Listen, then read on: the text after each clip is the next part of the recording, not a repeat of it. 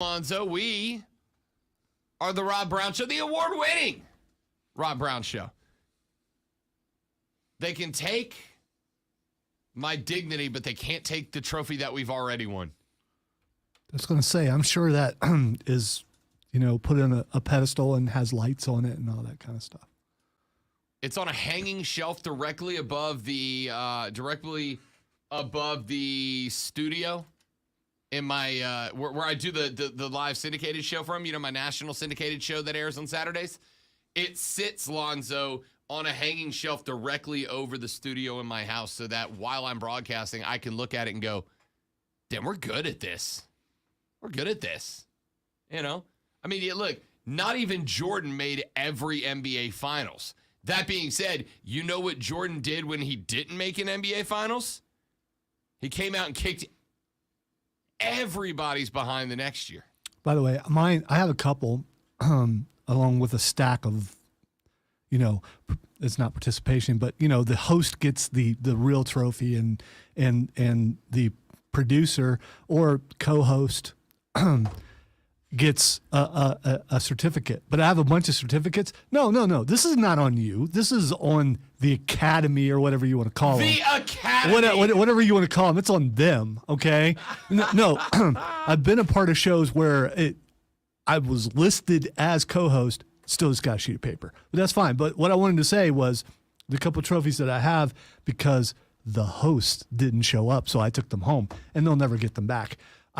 Those balls of electricity that you touch and you can see the electric ball. I don't know what they're called. Electrostatic. Yeah.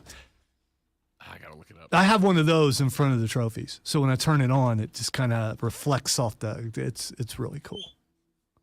I've got a row of LEDs under it that point up at the trophy. Yeah, yours is more. Of course I do. Yours is more like choir. Mine is more like mad scientist. Either way, I know it sounded more creepy. It really did. I was gonna go right by it. Like creepy, like guy on a park bench. Creepy. I was gonna go right by it. Sorry. That sounded more like I have won trophies and am not allowed within 500 yards of a school. If I do my actual mad scientist sound, it's very high pitched and loud, and I didn't want to do that. So we got trophies. We will not get a trophy this year, but like I said, when Jordan missed the finals, Jordan came for blood the next season, and you had better believe Lonzo and I are going to do just that. Ladies and gentlemen, we are glad to have you along for 3 hours of sports talk excellence, taking you right up until noon. Coming up today on the show, as always on Thursdays at 9:30, Rashad Beard of the Panther Nation podcast is going to join us. We'll talk a little Panther football with him. The Panther football segments at this point, though, have pretty much denigrated to Baker, Sam, Corral, Cam, or something else. That's pretty much it. There's other stuff going on. Not much of it, but it's pretty much devolved into what does the quarterback situation look like? So we'll talk to Rashad about that coming up here in about 26 minutes from right now. And it's Thursday, and you know what that means. Fight Club with Lonzo. It is Thursday, isn't it? It is Thursday. By the way, I want you to ask Rashad. You don't have to, but I could ask Rashad. It isn't like I can't. The bank winner can't is? turn my, well, yeah, that, and also, can the Panthers win with the quarterback situation they have now? What is the bright spot? What do I have to look forward to as a Panther fan to go, yeah, we got him, but we still got a shot to win this many? Fair. Hey, I do have to show you, I got to show you something real quick. Yesterday at the Greenville Triumph game, I got another picture from multiple members of the Reedy River Riot. And Lonzo, I would like you to take a look dead center of the picture. Can you tell me what that says? If you can't, that's fine. I can read it for you. I know it's a long way away from you. What, the smoking things or nachos? Yeah, no.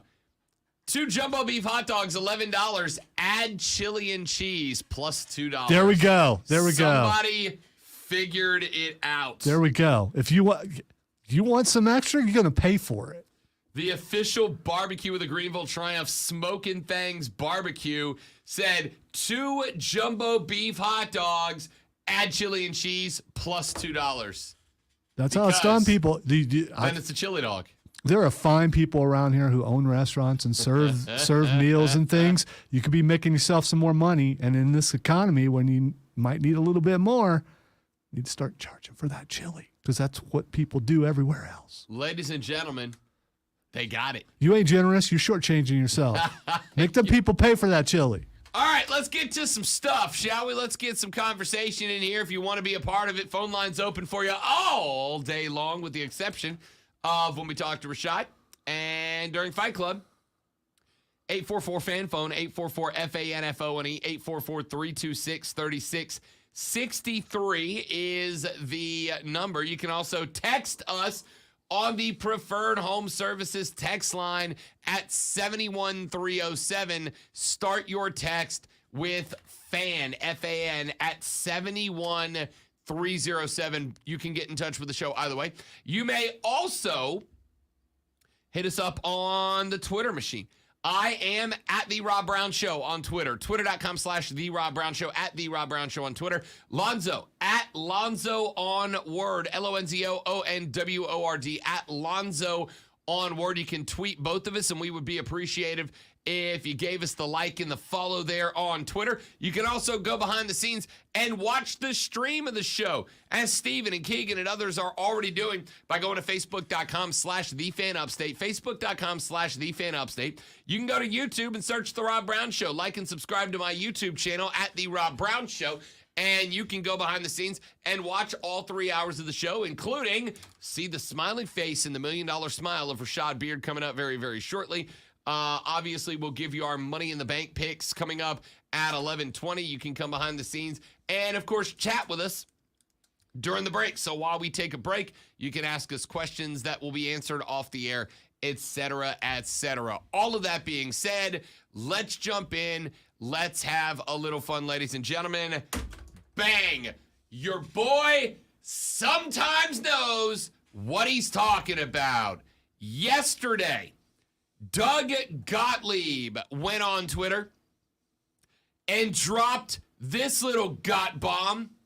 He said, and I quote, Zoe, Casey Close, Freddie Freeman's former agent, because Freddie canned him after the Dodgers left Atlanta and headed back out to the West Coast. Casey Close, and I quote from Doug Gottlieb, never told Freddie Freeman about the Braves' final offer. That is why Freeman fired him. He found out in Atlanta this weekend. It isn't that rare to have happened in MLB, but it happened. Close knew Freddie would have taken the Atlanta deal, end quote. Now, Casey Close told Sports Illustrated, quote, there is no truth whatsoever to what Doug Gottlieb recklessly tweeted, and I would testify to that under oath. We are currently evaluating all legal options in the matter, end quote. And that's kind of interesting, because if that is the case, I'm interested to see why Freddie would have fired him. Now, I tell you guys all the time, do not believe something until you have empirical evidence. I am curious. Can you be sued? I was pointing at you. I was pointing at, yeah. What am I looking at on the street? Yeah, I don't normally talk with my hands. So, I know, so if it kind of threw me off. So if I do, no. When I pointed at you, I mean specifically, I'm actually talking to you and not to the audience. Sure. I just, another year we'll get our signals down. No, really, I just so can you be sued for reporting something that's not true? I mean, because that's basically what he's saying he's going to sue him for. The question is, would it meet the standards for slander? Right? Slander is written, libel is spoken, I believe that is correct.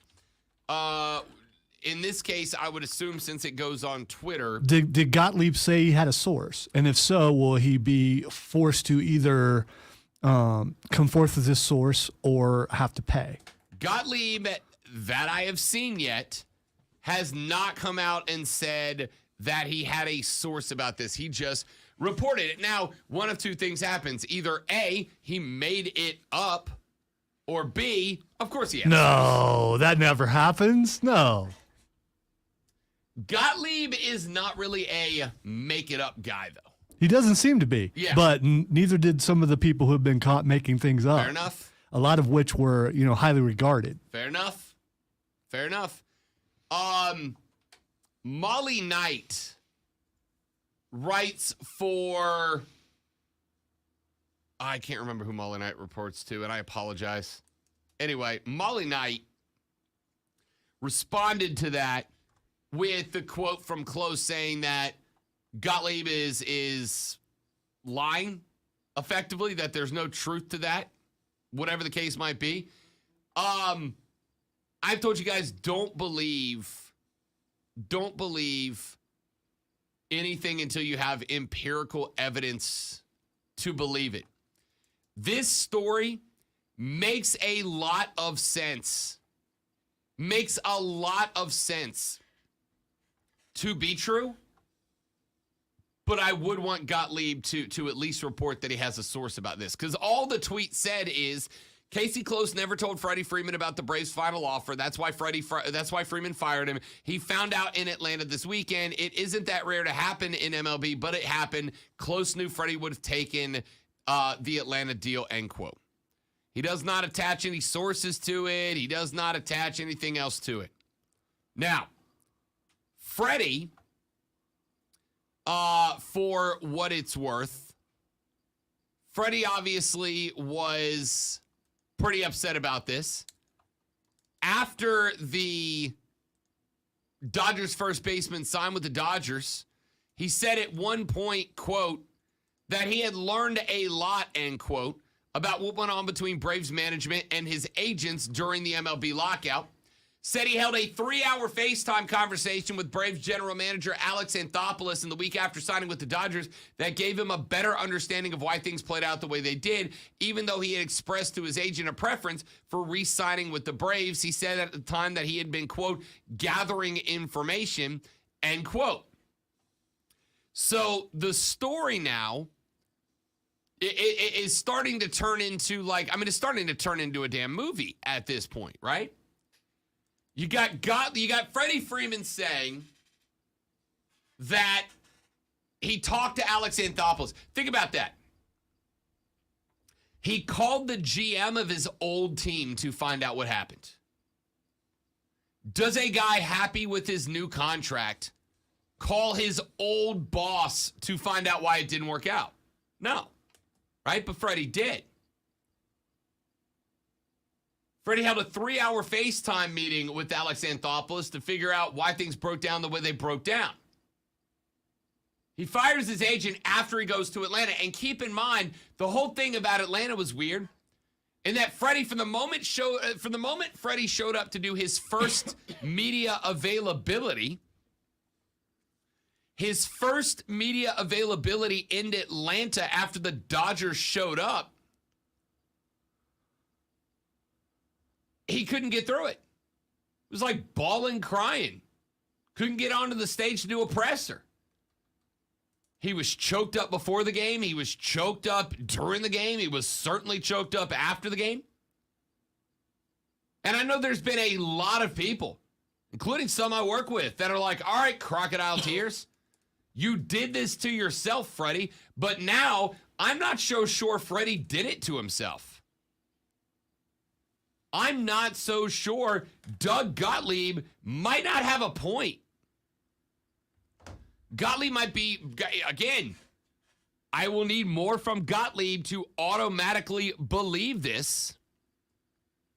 But, and for the record, I'm not saying it's not squarely on Freddie, right?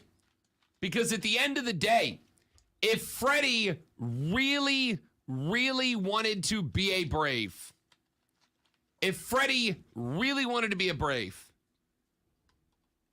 Freddie could have picked up the phone and called Alex Anthopoulos himself, right? Yo, AA, I want to be in A-Town. I want to be a Bravo. How close can we get, dude? I'm looking for $150. You offered $135. How close can we get?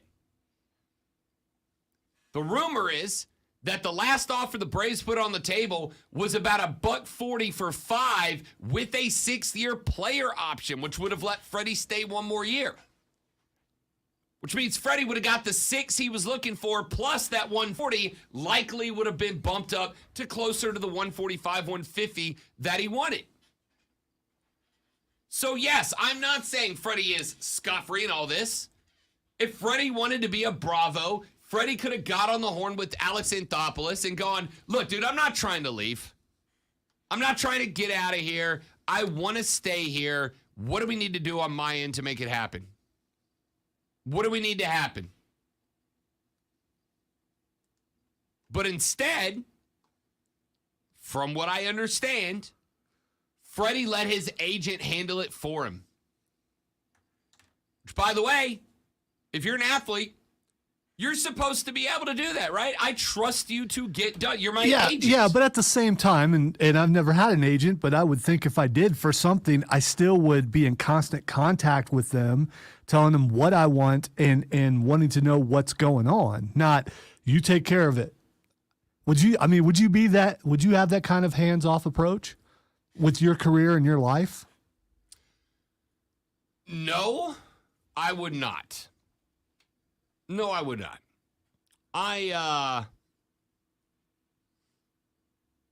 If I want a job, I'm all up in somebody trying to make sure they know I want the job, right? I'll give you an example. I'm trying to get a podcast through Odyssey right now to cover the Carolina Panthers, right?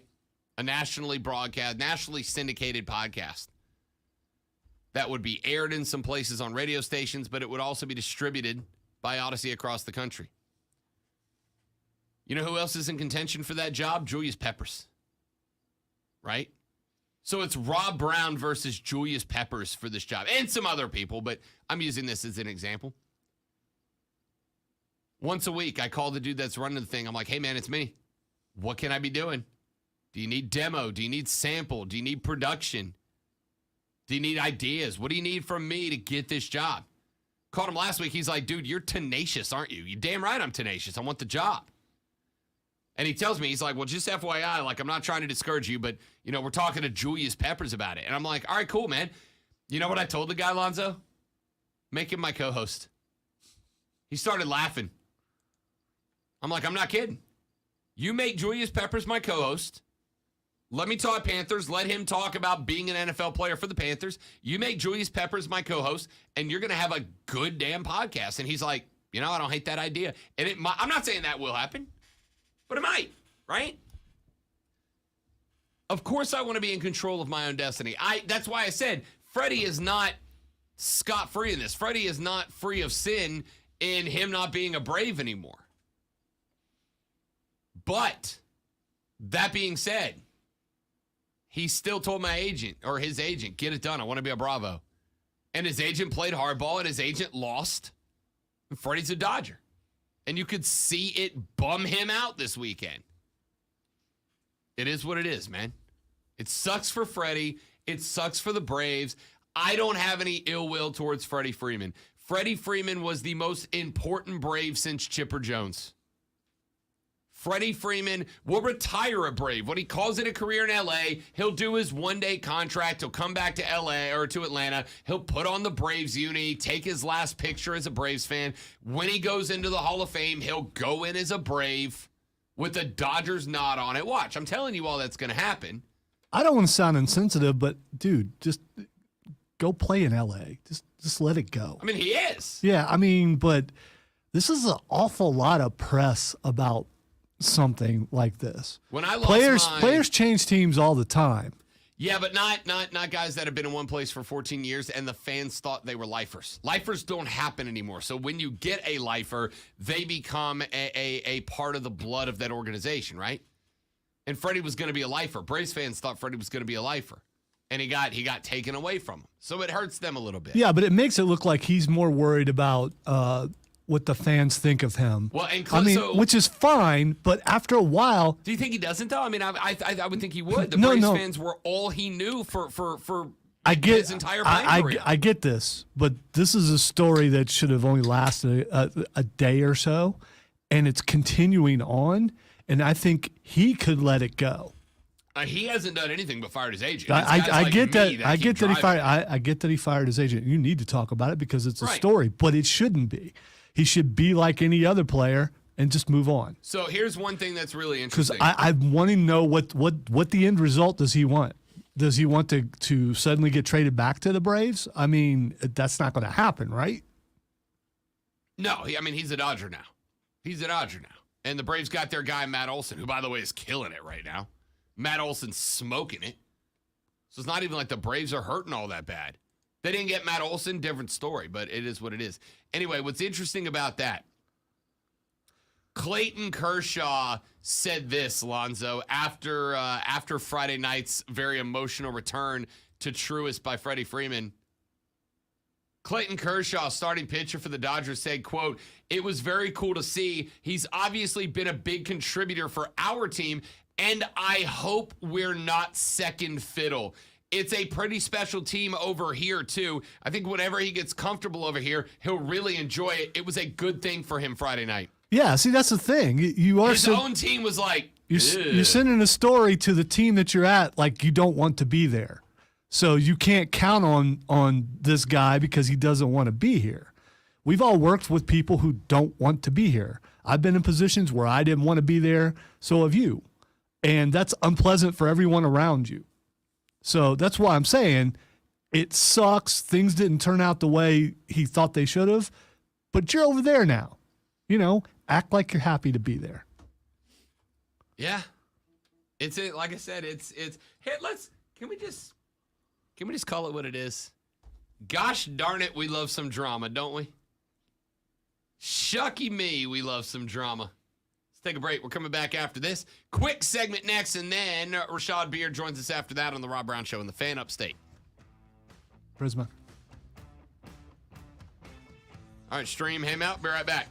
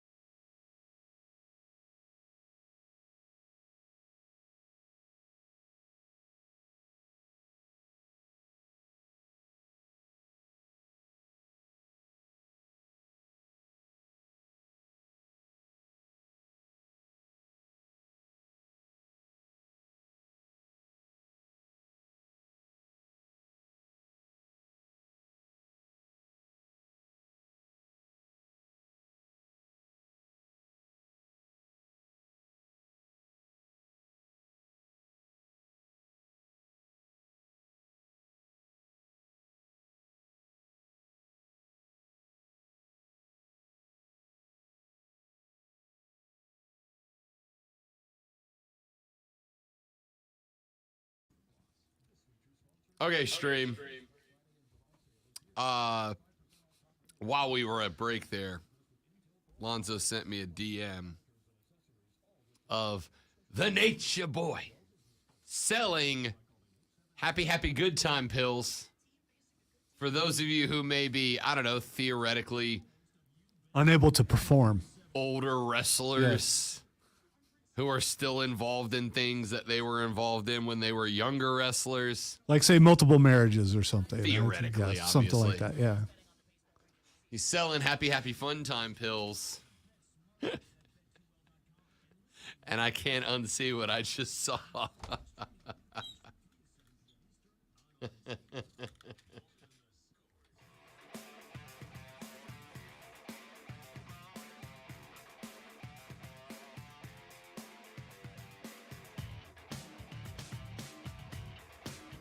right, the Rob Brown Show rolls on. This is the Fan Upstate. Real quick segment here because we got Rashad Beard coming up here in just a few minutes.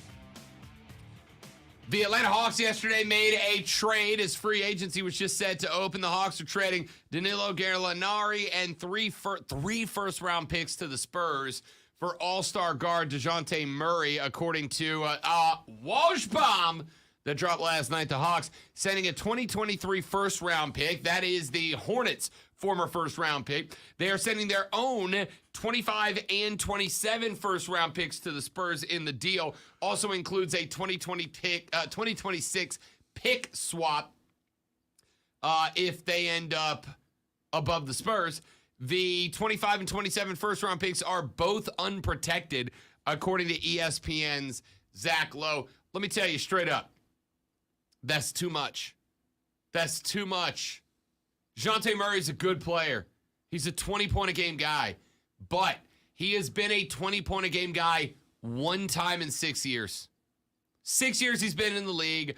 1 year he was out with a busted knee. He's played 5 seasons. He has averaged 20 points one time. Now, you add him as a 20-point guy, and according to Elias Sports Bureau, Murray and Trae Young will be the first pair of teammates in NBA history who each averaged 20 and 8 assists in their previous season. Jonte Murray is a really good player. He's an exciting player. Trae Young was stoked yesterday when he found out that Murray was coming to town. But Murray had a great year. He has not had a great career. He had phenomenal splits last year compared to the 5 years that he's played before that. The numbers are fine. They're not exceptional.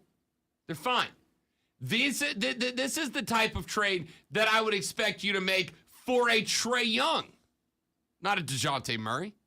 This is the type of move I'd expect you to make for a genuine, bona fide, multi-time All-Star, not a guy who made the All-Star team once in 5 years, averaged 20 a game once in 5 years. I think the Hawks gave up too much. I think they did. Let's take a break. Rashad Beard joins the show to talk a little Carolina Panthers football. When we come back on the Rob Brown Show, this is the Fan Upstate.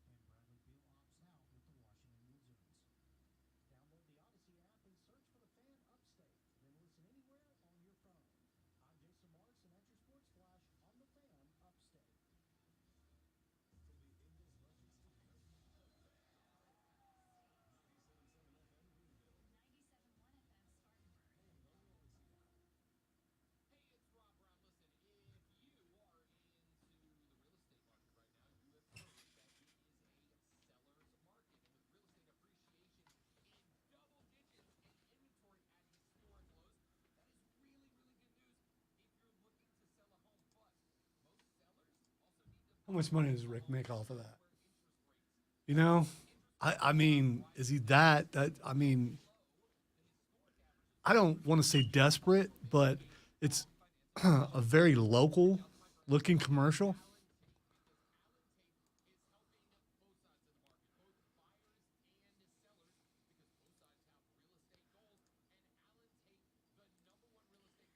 Like, how much does that product make? Well, had you ever heard of that product before? Nope. Me neither. I mean, Not that certainly I've does not went mean I'm looking for it or buying anything. right? Yeah, right. But it's never popped up in my feed before.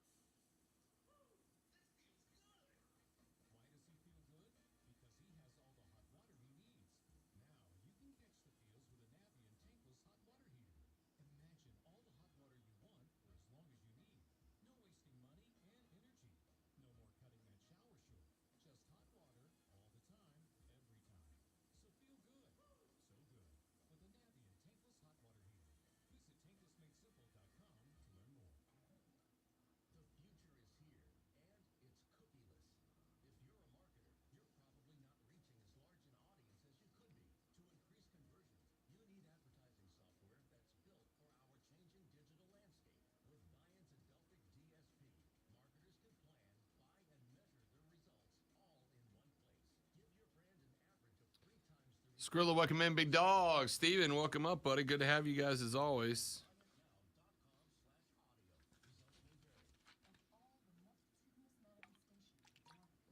He sent Rashad thing, right? I sure did.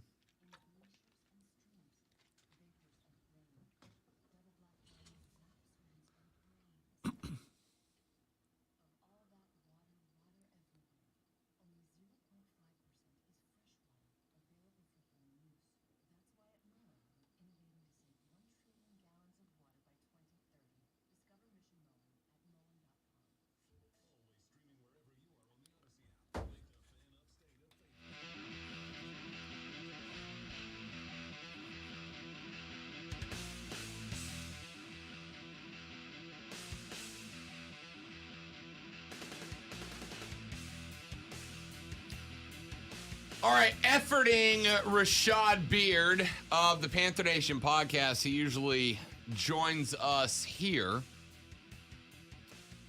We will see if we can get Rashad on before we get out for the morning, or maybe reschedule him for tomorrow.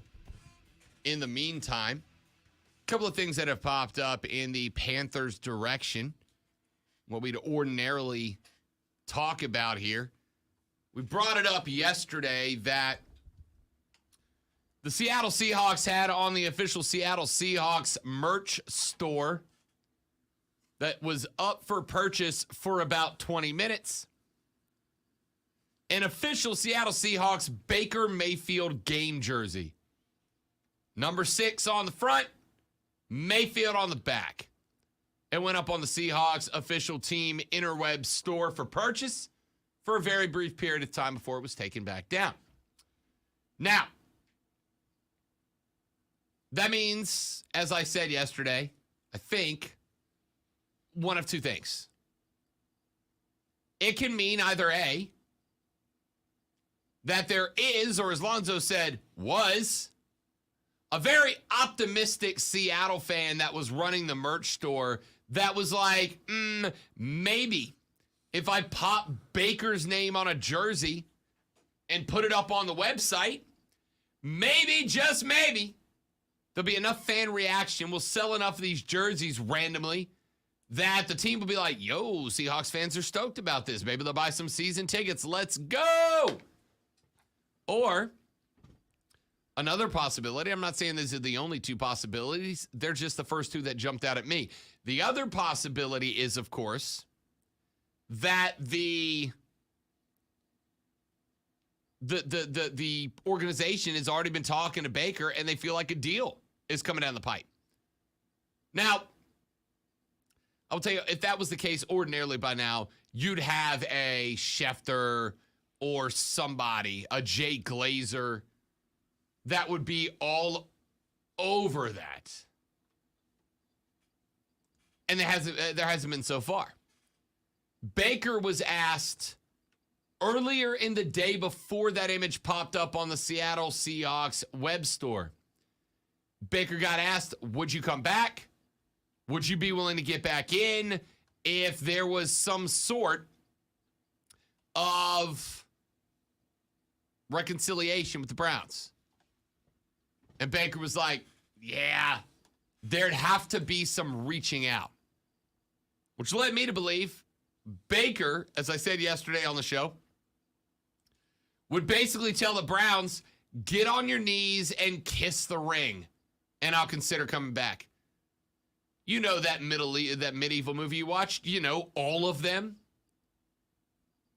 Where the king or the prince or the sheriff or the deacon or the bishop, whoever, is like, if you want to continue your life, guy who will ultimately become the hero of this story, if you want me to not take your wife and your land away from you, then get on your knee and kiss the ring. I think Bake is expecting the Browns to do that if they want him back.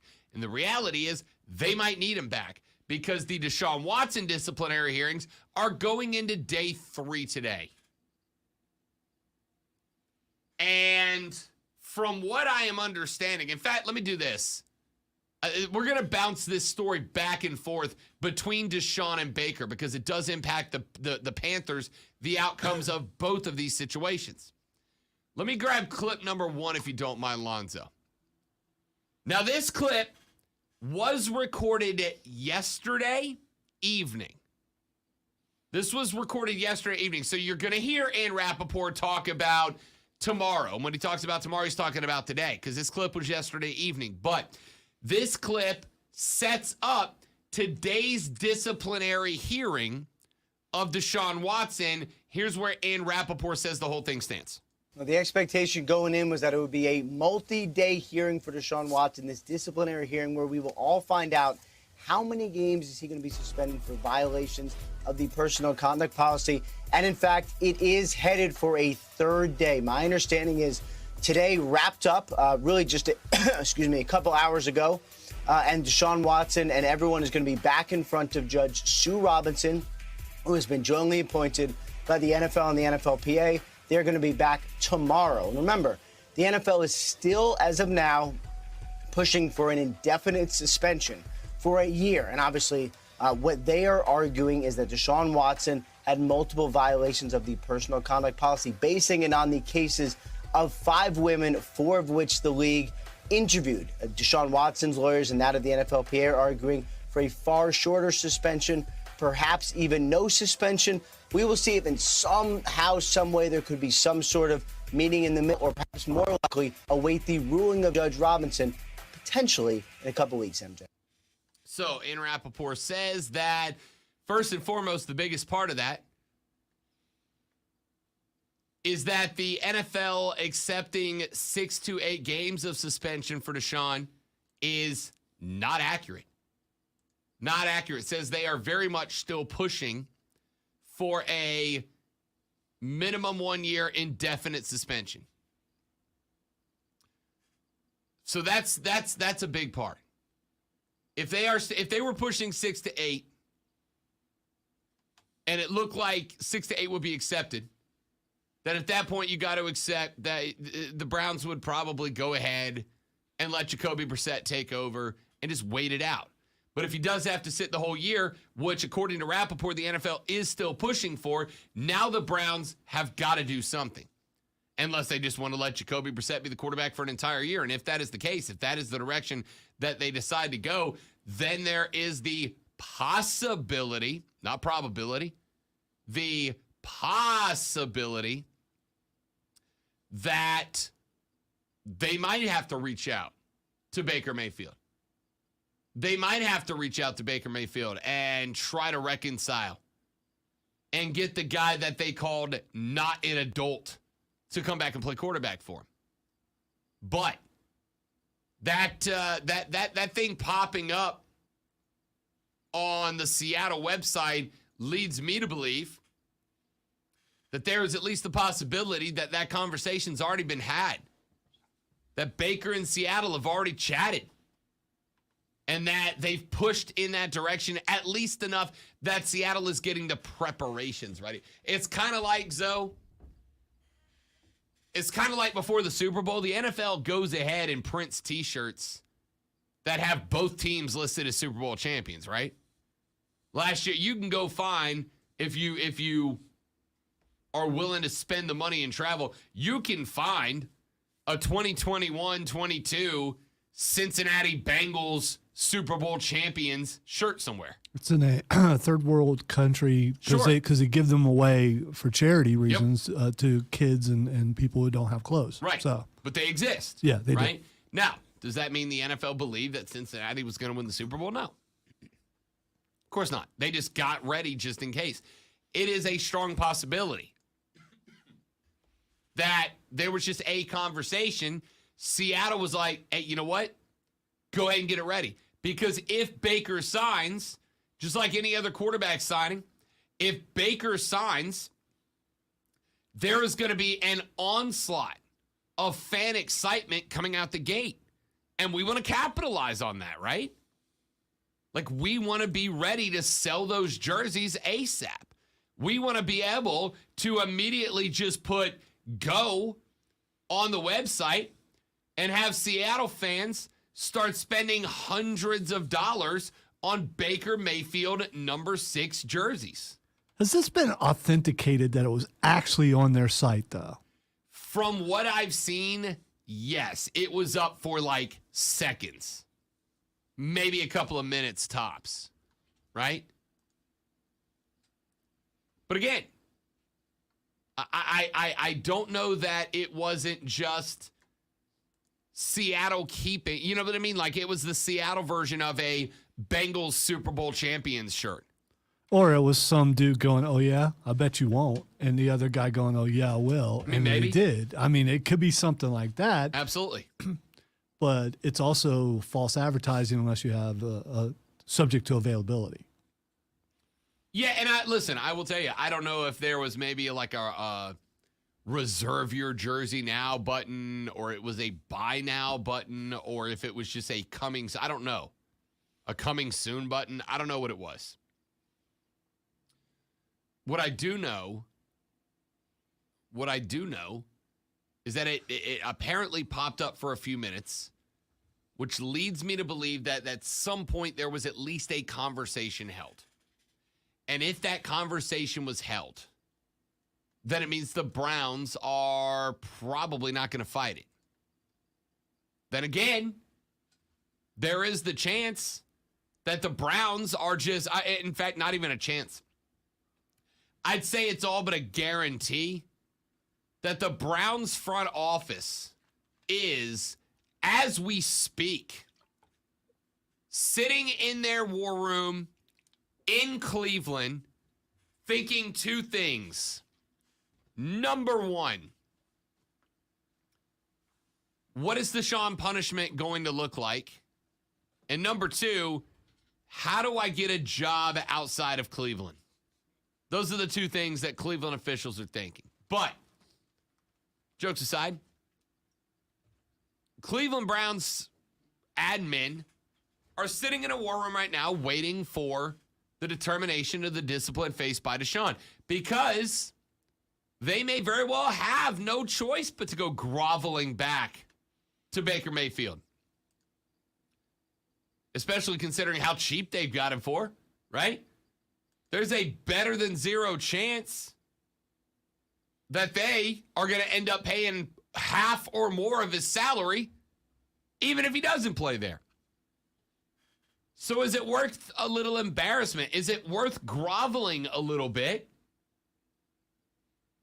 and paying an extra $8 or $9 million to get Baker to come back for a single year, even if he does completely verbally crap on your team, as Lonzo has suggested he does at every press conference so far. I don't know, man. It's interesting. The Browns will have a decision to make. It comes after the judge's decision to make about Baker's discipline. Deshaun's discipline. Then the Browns have a decision to make about Baker. That is, if Baker, who also has a decision to make, hasn't made a decision about where he's going to play next based on whether the Seattle Seahawks, who have a decision to make, or the Carolina Panthers, who have a decision to make, decide to bring Baker in and give him that decision to be made. Oh, what a tangled web the Browns have weaved. Weaved? Weaved? Weaving? Woven. Woven. That's right. What a tangled web the Browns have woven. I don't like it. It doesn't sound right. It doesn't. But I think it might be right. I don't like it. I don't like it at all. All right. Anyway. So that's where it stands right now. It's funny because Baker was trending, and I just clicked on it to see why, because is there breaking news? And it's just a lot of people saying, well, Baker sucks, but he should play somewhere else other than Cleveland. Just a lot of people repeating what they've heard elsewhere, and they don't have a clue because they're not actually fans and haven't watched the guy play. The echo chamber on social media is amazing and scary. Guy on Twitter says, seeing Baker Mayfield host yet another charity event the same day Deshaun Watson is having his legal hearing, only after the Browns said they want an adult at quarterback, is the Cleveland Browns content we all know and love. Yup. And he looks like he's having a good time while he's doing it. Not like he was forced or he's out there doing a PR thing. He actually looks like he's having fun with the kids. Yeah. Yesterday, Deshaun Watson was in a de facto courtroom waiting to find out if he's going to be suspended for 3 months or 6 months or 12 months or 24 months or longer. Baker was out hosting another kiddie football camp and trying to teach youth kids, the life skills that come with football. But hey, at least they got an adult in the room, Cleveland? At least you've got an adult. Anyway, the point of all of that was Carolina, make a decision. Like, that's it. That's where all of that was going. Because here's the thing. Seattle's working. I think there's a reason Bake's jersey accidentally showed up on the Seattle website. Because the Seahawks are working. I think people are missing the point on this, that Cleveland is dragging their feet on purpose. Maybe there actually is a possibility for a trade out there, but Cleveland is dragging their feet until they find out what the sentencing is. Oh, I have no doubt. Because that, by the way, after you make the move to bring someone in with the possibility of them missing an entire season, the move to make is to wait and see if they're actually going to miss an entire season. Because despite what some people say, Jacoby Brissett is not the answer. They know that. So they're not going to trade him away till they find out what's happening with Deshaun. The minute that verdict comes down, it wouldn't surprise me if a trade happens pretty quick if it's going to happen.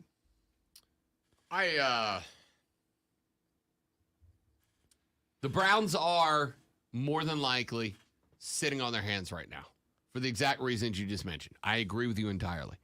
The Browns are likely sitting on their hands because, again, they may very well have to go back and grovel at the feet of Baker Mayfield and beg him to come back for a year, right? Maybe.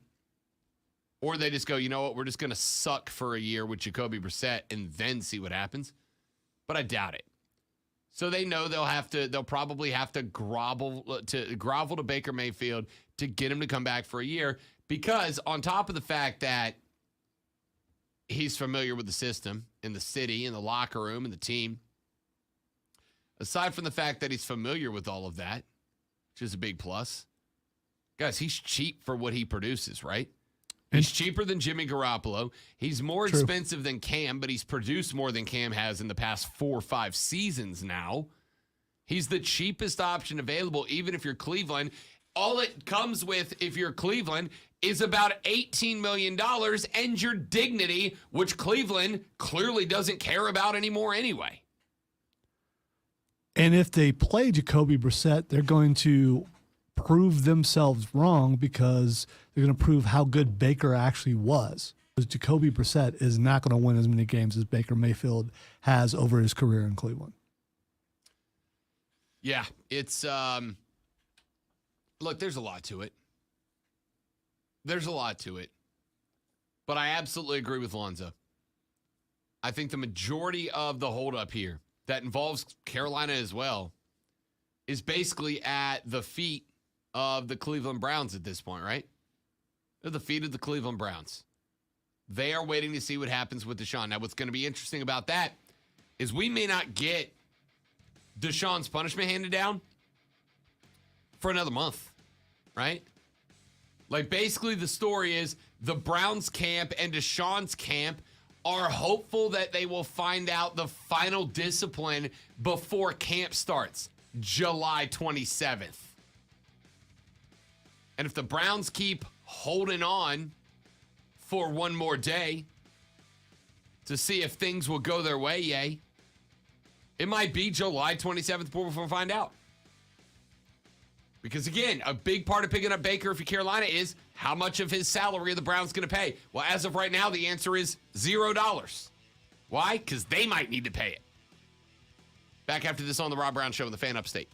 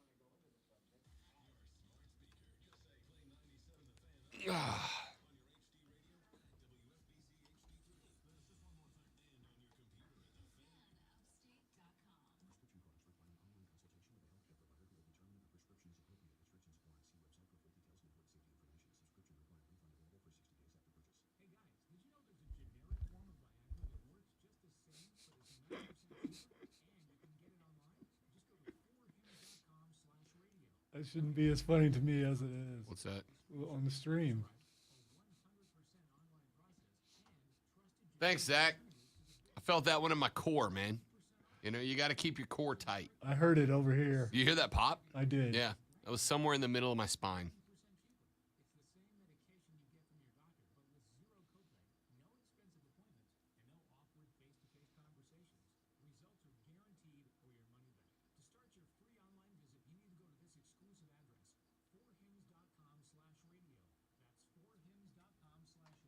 Great stretch, bro.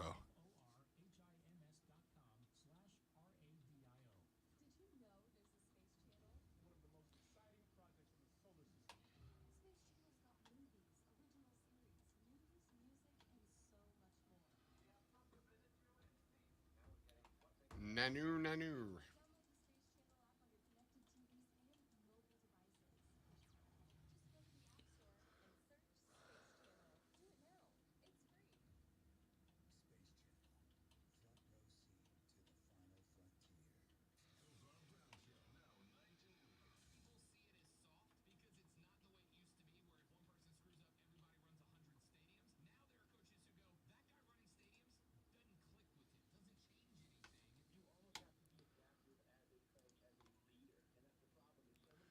SAWFT. Soft.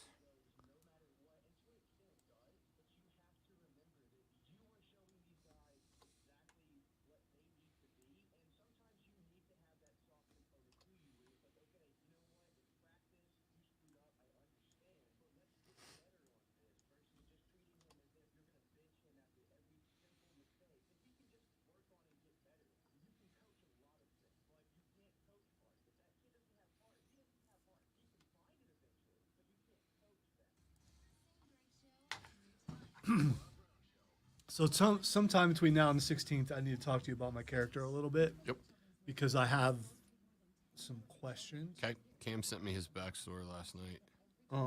Mine is still developing, and it's requiring a little bit of research as far as It sounds terrible. it's going to have a depth of character that has possibility of building into something else later on. Okay. So, but I don't want to give it away here. Yep. Yeah, what I'll probably do is send out an email after the show that's like, send me your backstories to look over, and then that way, stuff you guys individually want to keep as secrets when we get to the 16th, you can. I don't care about keeping secrets from you. I do want to Right, keep no, I meant from secrets them. him. Correct. No, it's just there are no secrets from me. I'm God. Yeah, just him specifically. Right. Since Cameron is helping me with this, there's no way to get around it with him. Although I still might throw a swerve in here and there, but Swerves are what make wrestling great.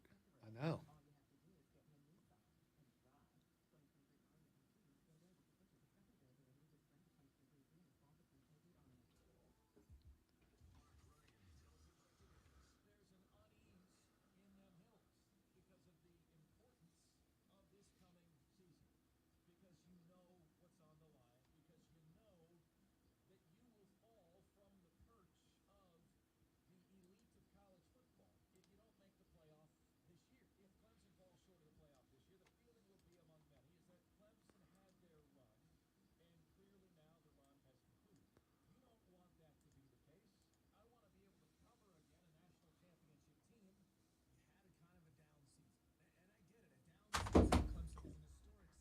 You all right? You okay? Yeah. Nothing injured over there? Damage? Or?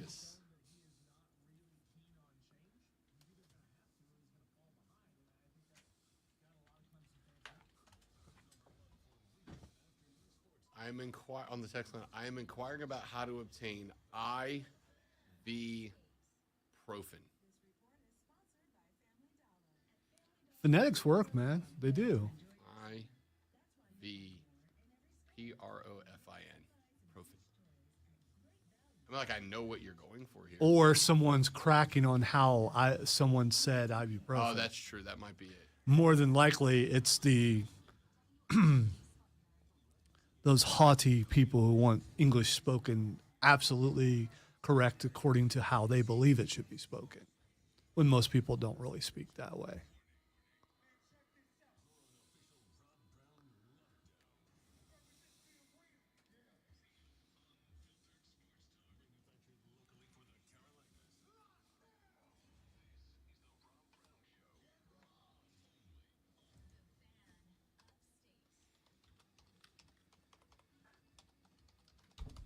Texter says, no offense, Rob, but I'd rather have Julius Peppers than a Saints fan on the Panther podcast. First off, Lonzo, why would they ever think I was a Saints fan? I don't know. I mean, nothing comes to mind at all. No idea. It's just, by the way, you can follow us on the stream. You know, you can. That's unrelated to what we were I saying. I just wanted to point out, because you hadn't mentioned it, that you could see the show live if you wanted to see the show live. And why wouldn't you? You want to know who I want on the podcast about my team? Whoever knows the most about my team. Again, if you just want somebody to blow rainbows up your skirt about how amazing and super duper your team is, I'm not your guy. Woo! Never gonna Sam be your guy. Darnold. Yeah. Woo! If you want somebody to just kiss you on the butt cheeks while they tell you how amazing your franchise is, I'm not your dude. I've never been your dude. I'm not going to be your dude. But by the way, if you want somebody who will give you some good, solid thoughts based on what's happening with the franchise, I'm a guy. You are implying that Julius Peppers I'm not is implying Julius is that guy at all. I mean, yeah, because I just think that's kind of dangerous to imply that, because he's a large individual. I like Julius Peppers. Yeah, I've seen him up close. He's a large individual. And I like probably, Julius Peppers. I loved him as a player, even when he was playing against my team. I love Julius Peppers as a player. I like the stuff I've seen out of Julius Peppers as a commentator. That's why when they told me, dude, it's basically UV Julius Peppers for that gig, I was like, hey, why can't we do it together? Let me host it. Let JP be my co-host and watch how good that thing's going to be, right? They were like, yeah, it's a possibility. If you want somebody who's going to go, oh, everything's amazing. Everything's great. We're a 17-0 ball club this year. Yeah, you're right. You don't want me on your podcast. If you want somebody who's going to break down football and be like, yo, here's what's happening, I am your guy.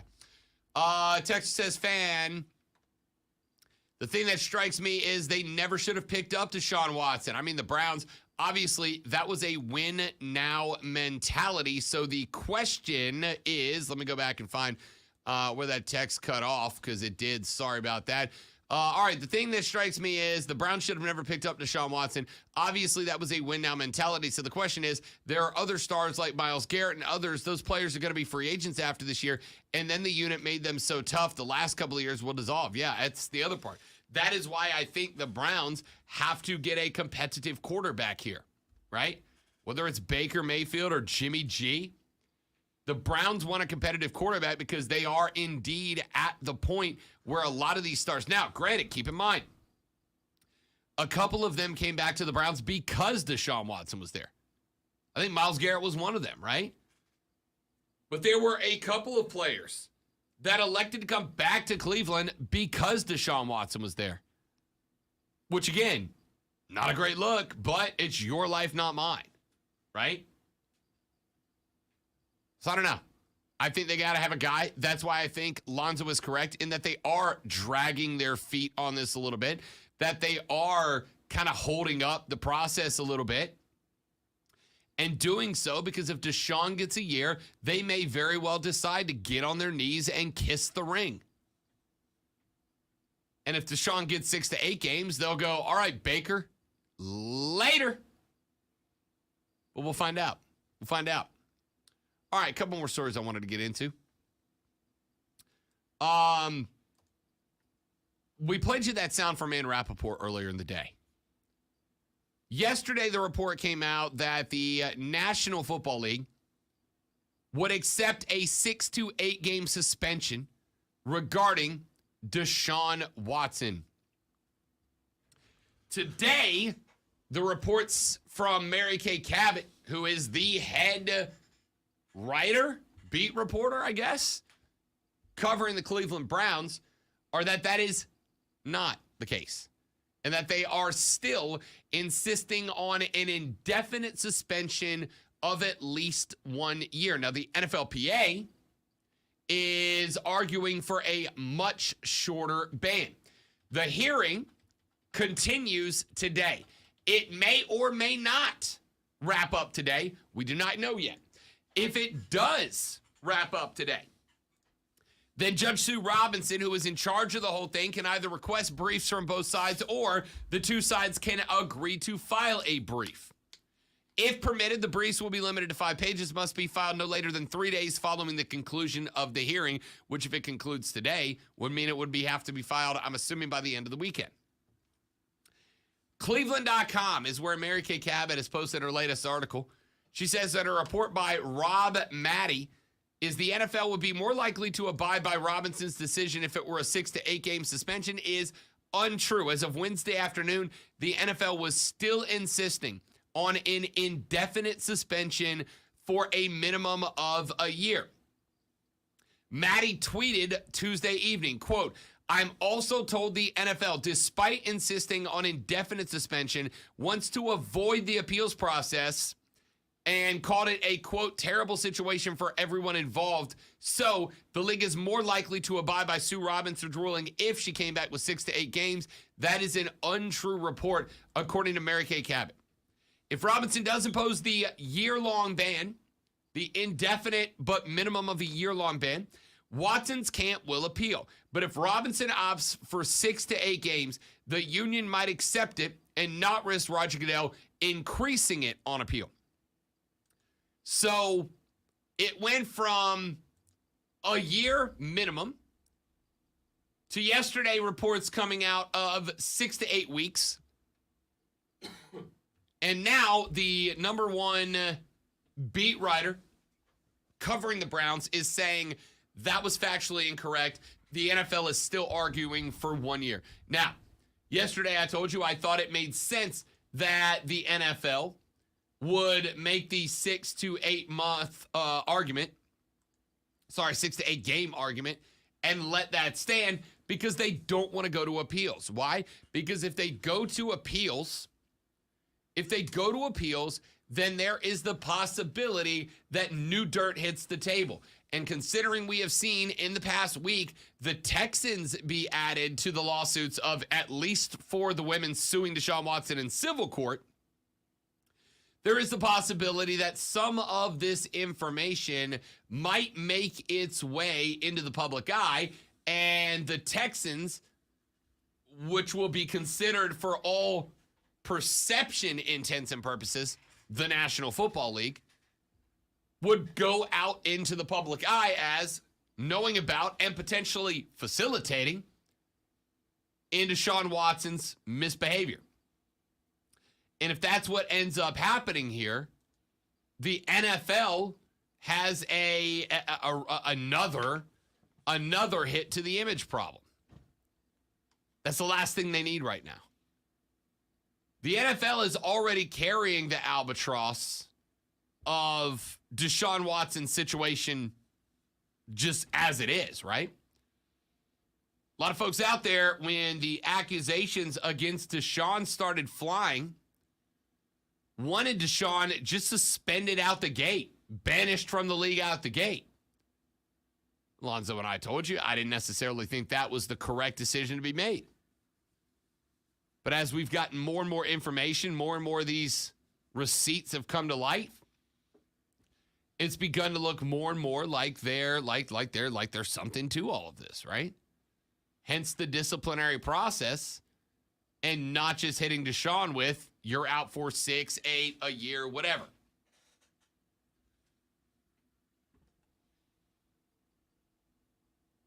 The Houston Texans in the public eye. And again, I genuinely think the only eye the National Football League cares about is the public eye, right? At the end of the day, what is the number one priority of the National Football League? Is it provide a great product? No. Is it make sure players are well taken care of? No. Is it make sure the fan experience is super-de-duper? No. What is the number one priority of the National Football League? Cash money, homie. Just to make money. That's it. All of those other things that I mentioned, they're all byproducts, right? They make more money if they give you a good product. They make more money if the players are taken care of and happy. They make more money if you as a fan have a great fan experience when you attend/watch a game, right? Right? That's their goal. Absolutely right. Thanks, Alonzo. So their job's to make money. You said right, and you looked over this way as if you needed, verbal was, acknowledgement. My brain was resetting. It's like, okay, that's your point. Where are you going from here? So their job is to make money, which means that the only eye, metaphorical eye, that they care about is the public eye. Why? Because the public has the money. But unfortunately, they're constantly having to deal with situations like this or similar to this, and having to make it where the perception is this is not all players. Yes. And there are some people out there who thinks this is all players. Yes. Absolutely. This is a pain in the butt for the NFL. And you're not going to get money from those people who think it's all players, but you don't want to lose the fans that you have already. Right. You don't want those people to be talking to the rest of us people and going, look, this continues to happen, and the NFL continues to do nothing about it, and it continues to be a problem. And those people go, yeah, good point. I'm out as well. Right? Because the only thing that costs the NFL money is if we stop watching it. Now, this is part of the reason I've said in a very existential way in the past, if you follow the show for any length of time, that at the end of the day, I genuinely don't feel like it matters what we do, right? Because the only thing that's going to stop the National Football League from being the National Football League, the only thing that's going to stop Roger Goodell from being a clown is if we stop watching it. And newsflash to America, we haven't. We haven't. When the CTE thing started and the NFL ignored it and everybody was all up in arms about it, we didn't stop watching it. When Cap took a knee and half the country claimed that they were going to boycott the NFL, they didn't. The numbers stayed where they were. When Deshaun Watson got picked up with the Browns and everybody said, I'm out, I'm out, I'm out. Well, I got news for you. ESPN is still doing NFL segments for a reason. It's because the eyeballs stay on them, right? So it's not ultimately going to matter. But I got to believe that there is a breaking point somewhere. There is a breaking point somewhere. There is a point somewhere that we as fans go, yeah, I'm out. I'm not doing this anymore. I can't, man. I can't do this anymore. And I mean, I don't think Deshaun Watson is it. But the NFL also knows if they get a strong enough punishment on this guy, right? Which is why they're going for indefinite and not 1 year, right? Because you suspend Deshaun for a year, and then you get to the end of the year, and what do? You check the water again. You gauge the public perception again. And if the public perception is still screw that guy, then you go, all right, we said indefinite, so we're going to do one more until it cools off a little bit. I think that's the plan. I think that's the plan. But we'll find out. That being said, next round of Deshaun's punishment hearing is today. It's in Delaware in front of Judge Sue Robinson. And as soon as we find out if it has wrapped up or not, we will break that news to you and let you know. But let's grab a break. When we come back here in just a minute from right now, we talked Panthers earlier, and we talked about Panthers getting Baker. Let's talk about the guy who may, question mark, be the future. What are the odds that Matt Corral plays this year? And if so, what week might we see Matt Corral pop up? We'll talk about that. Second, I am not a Colorado Avalanche fan, but the Avs have just put out Stanley Cup memorabilia that is as cool as I've ever seen it, and I absolutely will buy it. And you might want to as well. I'll tell you what that is coming back. Coming up at 11:20, it's Fight Club with Lonzo, pay-per-view week, Money in the Bank for WWE this weekend. We'll break that card down. All that and more coming up on the Rob Brown Show. This is the Fan Upstate.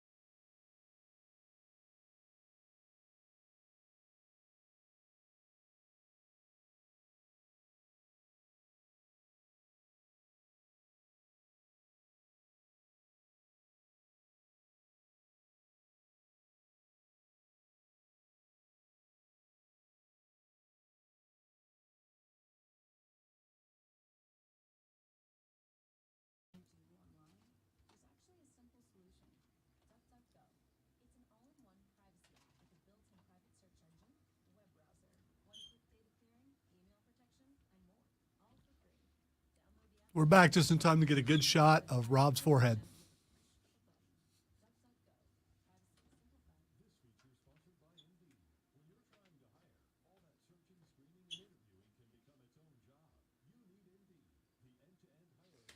There is one texter who just like every day, he's like, all you do is talk Gamecocks and never Clemson. It's like, what show are you listening to, my guy?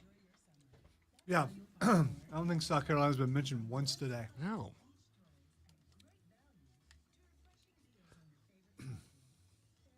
That's a troll who just wants Clemson mentioned because it hasn't been mentioned either. Say your name my school, boy. What's he doing? Hey, go Tigers.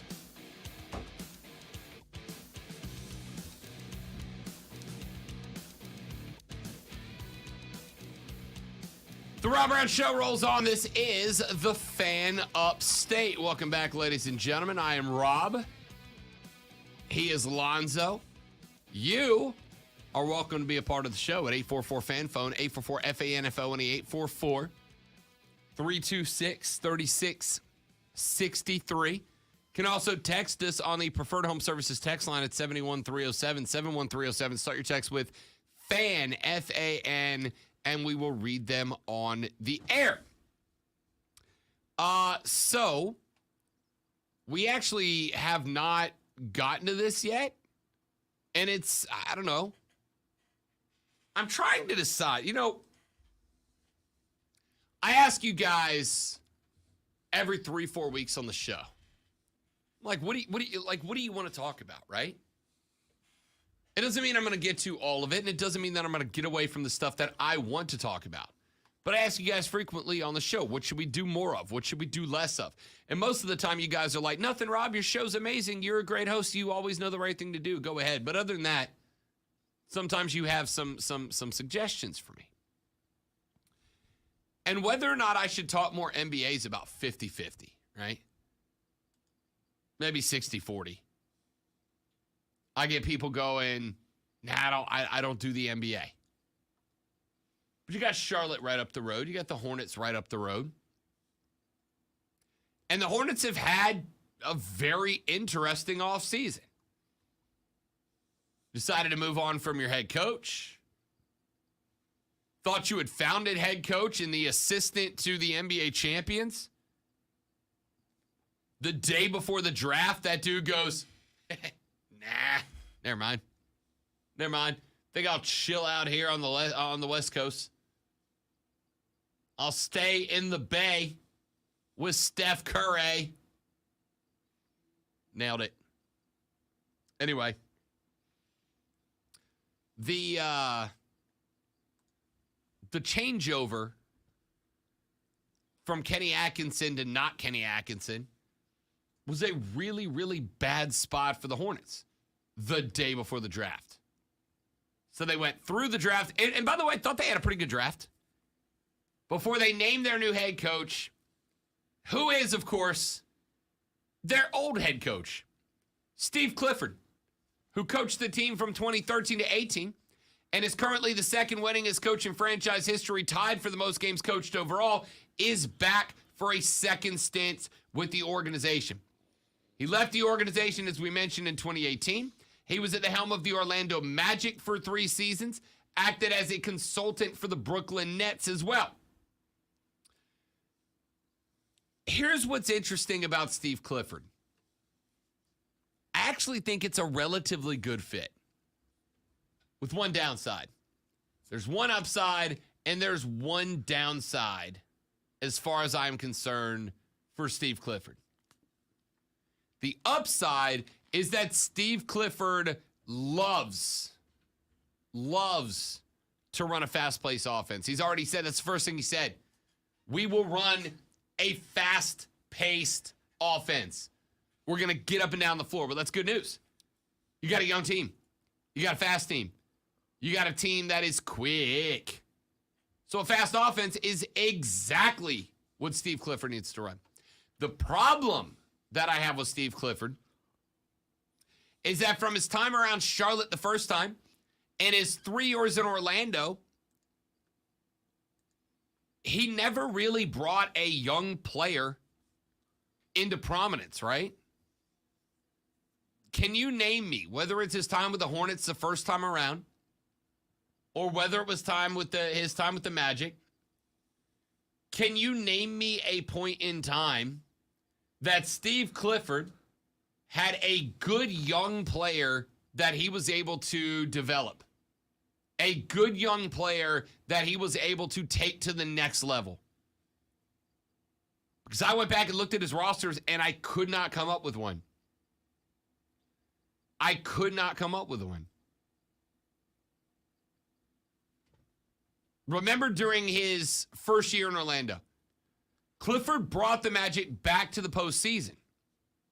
But at the time, he had Nikolai Vucevic, he had Evan Fournier, he had Aaron Gordon, he had a good host of players there. And then, after taking them to the playoffs, the very next year, those guys all got traded, and the Magi started a rebound that they're still going through today. The Magic took the three players that were kind of the core, the heart and soul of what I thought was an upward trending Magic team, shipped them all out of town, and then fired Steve Clifford afterwards, like it was on him that they got rid of his best three players. So I'm going back. Listen, there are things I like about Steve Clifford. There really are. The defense for Charlotte has been not ideal.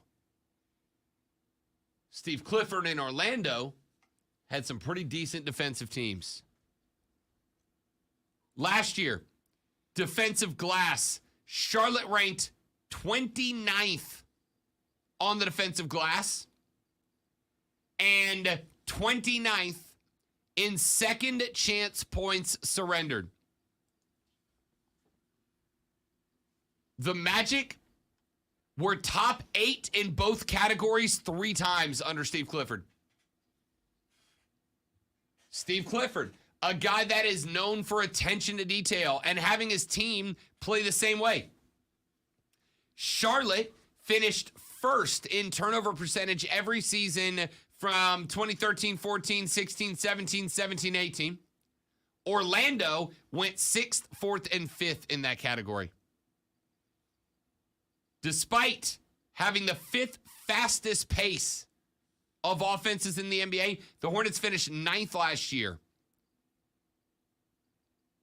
And this is something that is dramatic under Steve Clifford.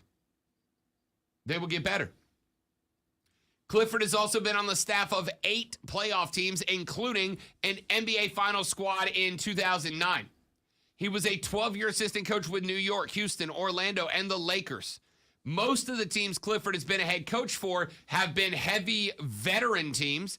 There are still some players that I have played good basketball under Clifford. I just don't know if it counts as him developing them. Texter said, does Kemba Walker count? Sure. And I guess. Al Jefferson, Jeremy Lin, Marvin Williams, all of them played decent basketball under Steve Clifford in Charlotte. Aaron Walker eventually became a 4-time Kemba Walker, a 4-time All-Star. Jefferson made the All-NBA team. Was that because of Steve Clifford? Or was that because they were just good players? That's up to you. That being said, and I like this write-up from Sam Purley at the Hornets website. Quote, With all due respect to his previous teams, though, Clifford has never had the amount of young talent at his disposal as he currently does with his current crop of Hornets. LaMelo Ball is already an all-star at age 20, and Miles Bridges is a borderline all-star who averaged over 20 points per game last season.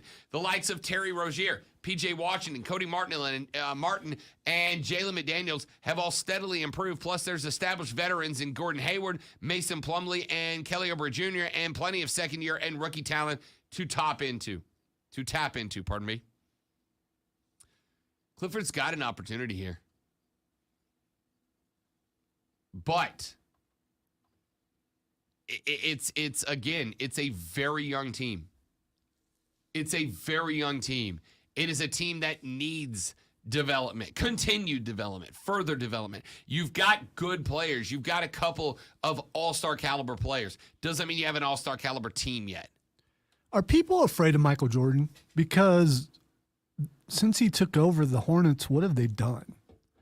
And you never hear criticism of him.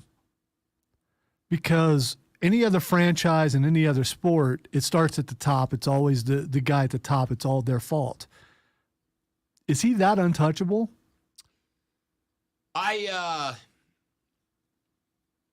look back at the so first off, from what I understand, and I could be wrong here, I genuinely don't think that Mike is a cat that is super hands-on as an owner, right? Now, we've talked about, there are stories about Mike coming in. I was going to say, you can watch The Last Dance and not think that he's involved. Yeah. I think that Mike's the type of dude that's going to get involved with the players, not the administration, right? I think Mike will come in and he'll want to school LaMelo to show that he's still Mike. But I get the impression Mike's relatively hands-off with the team itself. I don't know. Mitch Kupchak is not I don't think Mitch Kupchak's a guy that is going to do a whole heck of a lot of, yeah, Mike, whatever you say, right?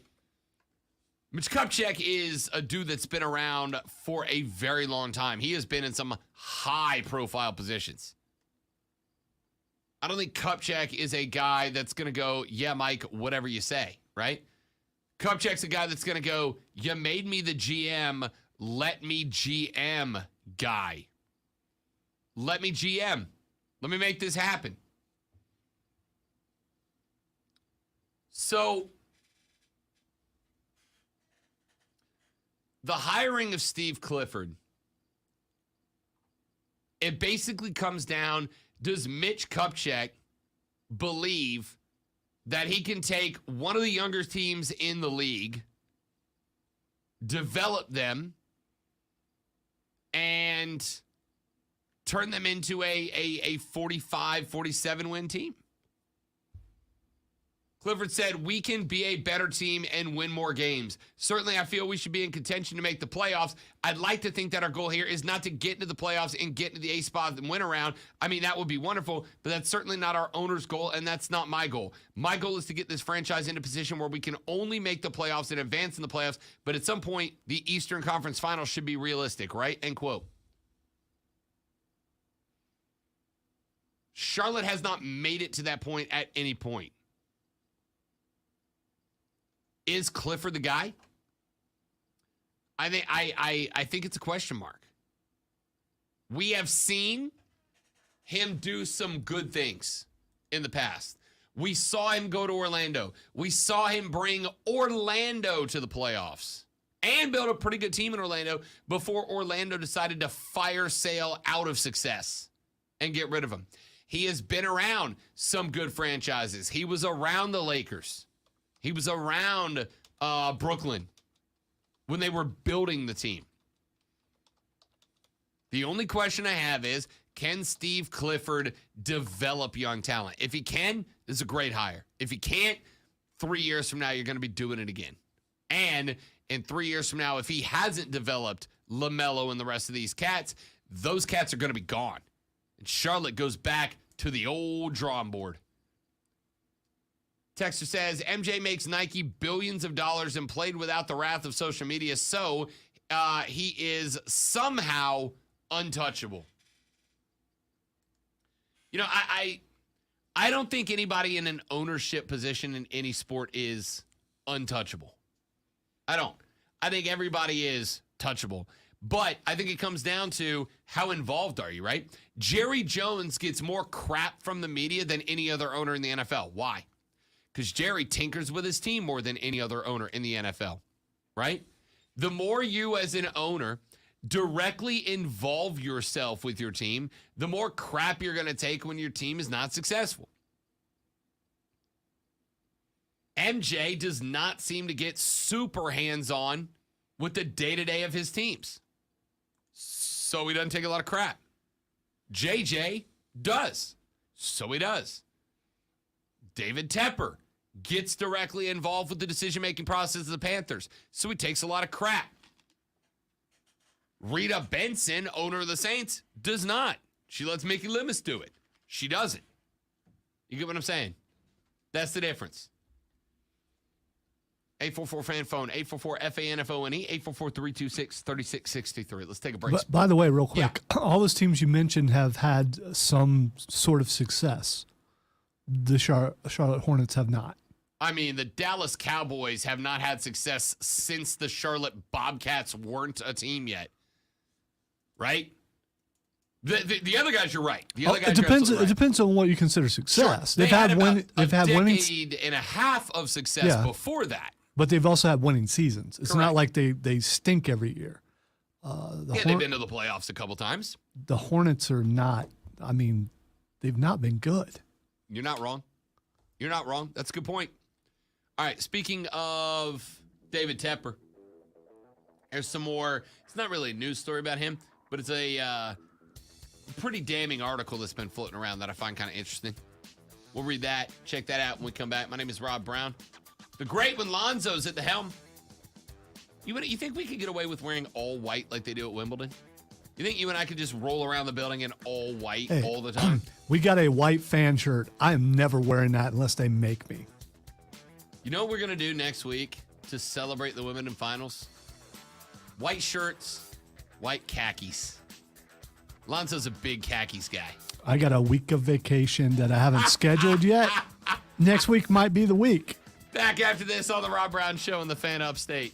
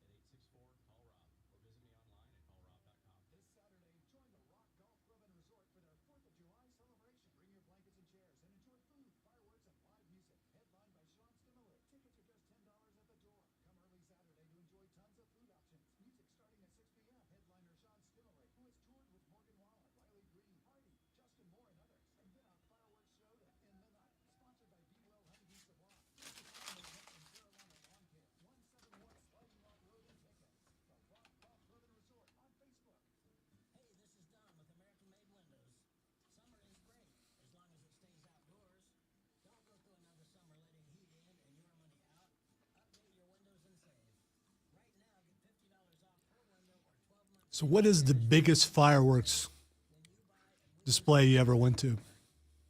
Since you've been all over the place.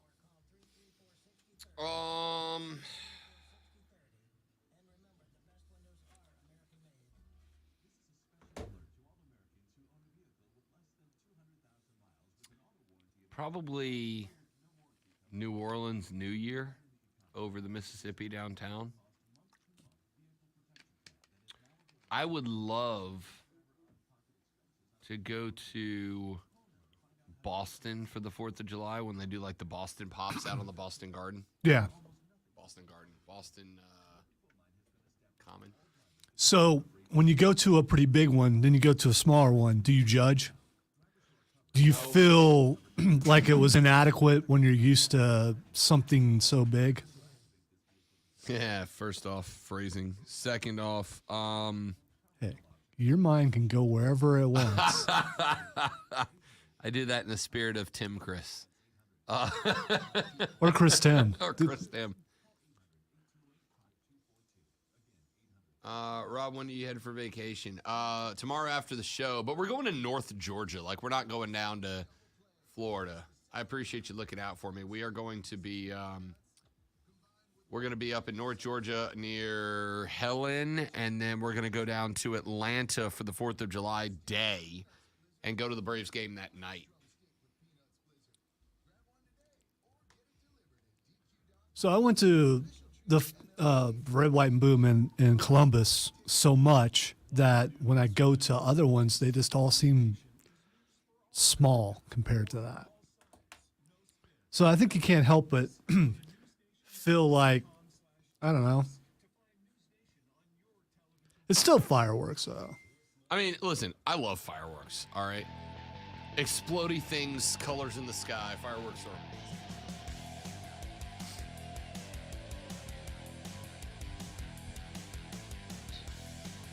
The Rob Brown Show rolls on, wrapping up hour number 2 right here on the Fan Upstate. I'm Rob. He is Lonzo. Great to have you along for the ride. So, when might we see Matt Corral play?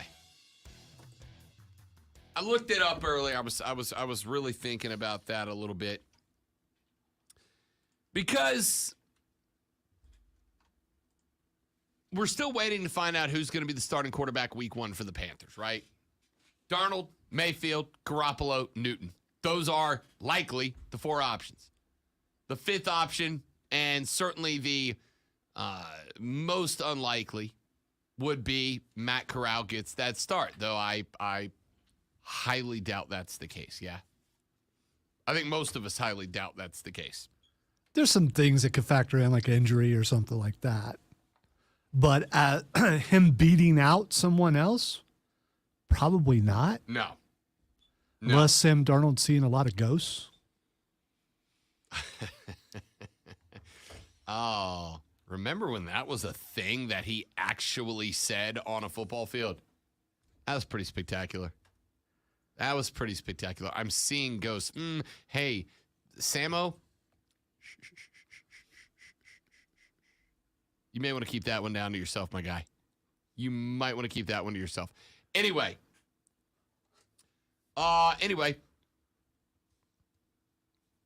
when might Matt Corral play? I went through the schedule and looked, and I gotta think, regardless of who the guy is, they've got to week 5 to prove themselves. Now, somebody tried to tell me, I was having this conversation yesterday at the Triumph game with a couple of fans and friends of the show. We got into a little bit, and one of them said, well, if you bring in Baker, like, you're not going to bring in Baker to sit him down, right? You're not going to bring Baker in to sit him down. Same with Garoppolo. You don't bring either one of those guys in. They come in as the starter. Correct. You're not going to bring either one to sit him down, right?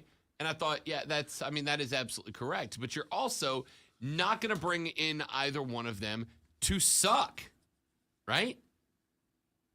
I'm thinking you got to be looking around week 6 for your determination there about Matt Corral getting a shot.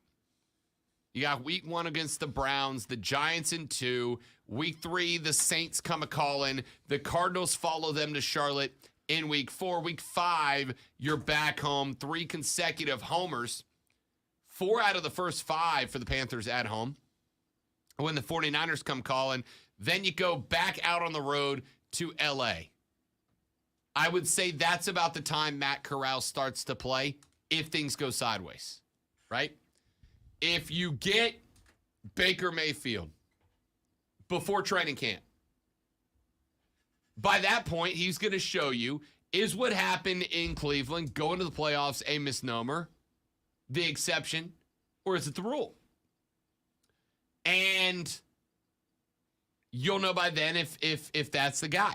If Sam Darnold is there, I suspect that by the time that you get to the 49ers game, you will know if Sam Darnold last year was the result of playing behind one of the worst offensive lines in the league, as Rashad and Dave Rhodes of the Panther Nation podcast have repeatedly tried to convince me is the case, right? Rhodes has told me, David Rhodes has told me a number of times, Rob, if you put, in fact, he said this at one point, and I thought Zoe was going to come out of his chair. He said if you put Sam Darnold behind the Cleveland Browns offensive line that Baker was behind, that Sam Darnold would have been better than Baker Mayfield in Cleveland. And I thought Lonzo was going to fall out of his chair. And for the record, I also think he was wrong. No chance. That's what you got. So if you bring in Baker, I think he's got 5 weeks before you find out, all right,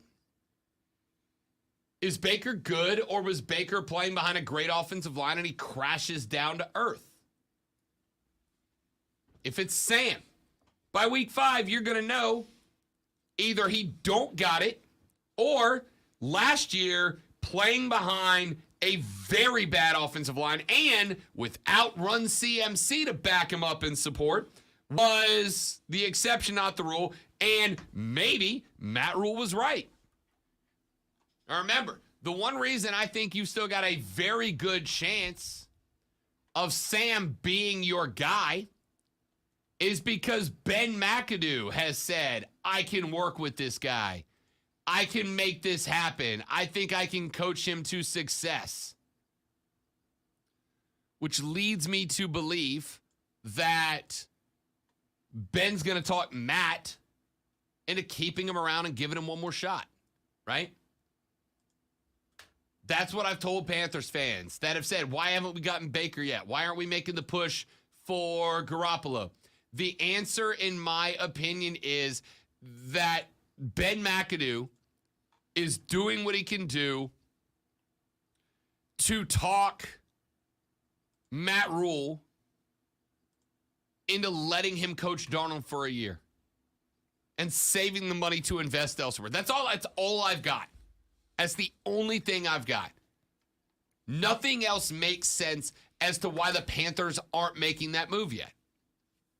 McAdoo has told Rule, I can coach this guy to success, but you got to trust me. You got to let me have him for a year.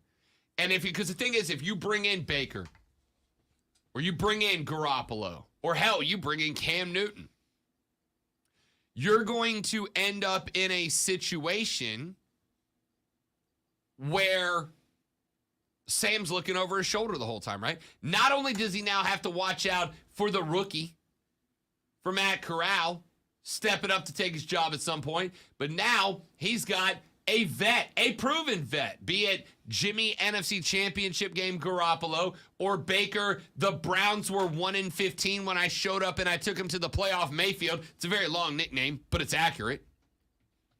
One of those two guys is watching over his back. And if one of those two guys is watching over his back, do you think you're going to get the best Sam Darnold? We talked about this. Some guys, Lonzo, some guys work better when they know the competition's breathing down their neck. Some guys don't. I don't know that Sam Darnold is a guy that does or does not work better when his replacement is standing 5 feet away from him in practice. But if you're Ben McAdoo and you think that you can coach Sam Darnold into success, you don't want him having to look over his back every 10 minutes, right? You want him to feel comfortable, go out there and play football and not worry about it. Which is why I am at the point now where I genuinely believe Sam Darnold is still the starting quarterback for the Carolina Panthers because, and only because, at this point, Ben McAdoo has made his call. Or Scott Fitterer went to Ben and said, look, man, you make the call. Are we bringing in Bake? Do you want me to roll the dice to spend the money on Garoppolo? Or can you do it with Sam and we can invest that money into your offense elsewhere? I don't know which one of those is more likely. But considering they haven't really hesitated to spend money in other positions and other spots to shore up spots of weakness, Lonzo, the belief that I have now is that McAdoo has made the call that Sam's my guy. I can do this. At what point are you 100% sure that it's going to be Sam Darnold? Training camp. So the beginning of training camp That's or my middle thought. of training camp? Or My thought is the beginning of training camp. If we get to TC, if we get to training camp July 27th-ish, and there's not a new QB in the fold, it's Sam Darnold. If we go to Wofford on July 30th, and we're interviewing Sam Darnold as the starting quarterback of that team, Sam Darnold's the starting quarterback of that team. Whoever is taking first-team reps, though, when you and me and Mark Ryan and whoever else make our way to training camp on July 30th, because I believe Saturday the 30th, we're going to be doing a 2-hour show live from Wofford. Whoever's there, I'm assuming I'm going. I don't know. I don't know why they moved them to Saturday. They used to be during the week, and I used to get to go. I'm good to go over it during the week. You ain't got to hurt my Yeah, feelings. I liked it during the week. Yeah. I mean, you know, you get to get out there, see an actual practice, not the fan fest thing, but, you know, and they just decided to move them to Saturday. In fairness, the Fan Fest thing's kind of Oh fun. no, the fan fest is it's kind of awesome. It's awesome. Yeah. I got to lead that one year Yeah. on stage. It was really cool. They had people running into football, including the mayor, who should not have been running into football. It was all we could do to not laugh on stage as he attempted to look like he was running. And if you're in Spartanburg, you know who I'm talking about, and you know he can't and never could run.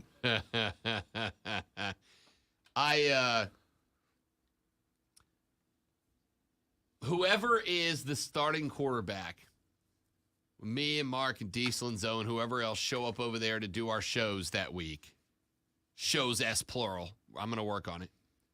Whoever is the starting quarterback when we get there, that's your week 1 starter, right? If they don't pull the trigger by training camp, it means Sam's the guy. Good news, bad news, up to you.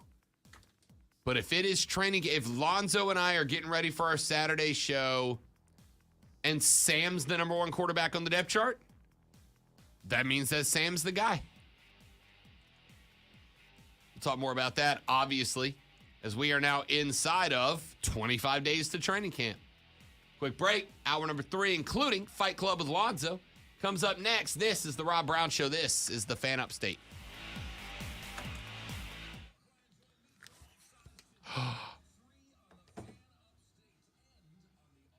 Is there breaking news? No. I mean, there is for me because I haven't watched Dynamite yet, but Danhausen and FTR together? I had mixed feelings about it. Very I gotta nice. say, Very evil. Very not flips. I also having my doubts about Danhausen as a wrestler. The audacity. And I'm hoping it's rust. I don't want to do it, Lonzo. I don't wanna do do it. not fear curses. They don't exist. I have my doubts, and I hate that. But there's been in history some guys that are really good on the mic and have a good character, but wrestling, not so much. Just entertain me. Right. Just entertain me. Admittedly, the match itself, I skipped past most of it because I could care less about watching FTR. But I would fast forward till Danhausen was in the ring, and then I would watch those parts. When he would leave the ring, I would immediately fast forward. What happens after the match is the more important thing, and it has nothing to do with Danhausen or FTR.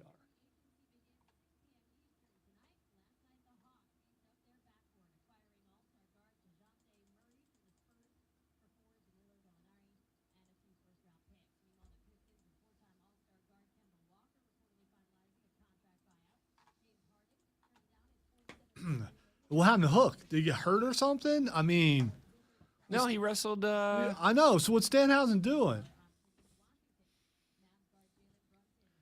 Then near the end, JR, I have on good authority for it doesn't happen very often that Jim Ross is actually going to be on the Friday night broadcast. Like, wow, Jim, you're not fooling anyone. Everyone knows you're recording it right now after this is over. Right. But they're good. Like I was telling my wife, is like after that big blood and guts match with the 2 rings and a cage and everything, they got to lift that cage up and then record another hour. Yeah. After that.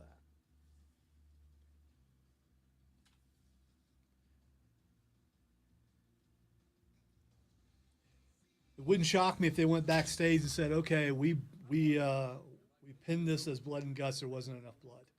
I mean, there was blood, but compared to what they normally do, it was kind of like, okay." There were masks here and there, but you know, when you name something that, also, what are you doing with a match like that when you should be putting it on pay-per-view? War games. Yeah, I mean, you know. I mean, I know there are complaints. Well, I can't get into this certain sport because the best matches like UFC. Mark Ryan and I had this conversation on the air last Friday. That the best matches are never on regular TV. And as I told him, you know, fight nights are usually pretty good. So he's right to a certain degree. They want people to pay for the really good stuff. I think AEW is making a mistake. Because then you have to one-up yourself when it gets to a pay-per-view, and a lot of times it's hard for them to do when they're doing that same thing just for a regular audience. I don't necessarily agree with that. I think you can. Well, you are an AEW apologist, so they can do no wrong. They're studs. Man, not an I was apology. telling earlier, Tim took your side. Tim. Still funny. Except I'll go home and I'll be depressed about it. Don't want to hurt my friend's feelings by calling him the wrong name. Tell how hurt his feelings were. He's an actor, man. You don't know. He was breaking inside. I've known him longer than you, Rob.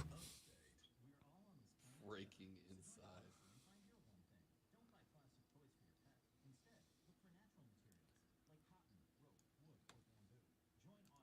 Tears of a clown when there's no one around. That's all I'm saying.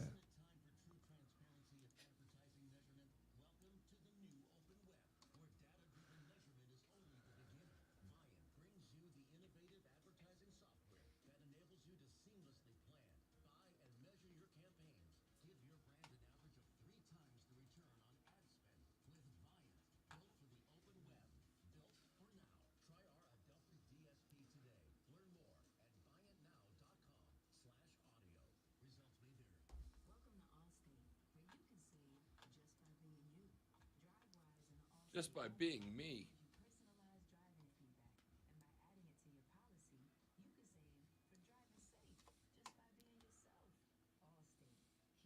Already saving by being me because I don't like to spend money. Thank you.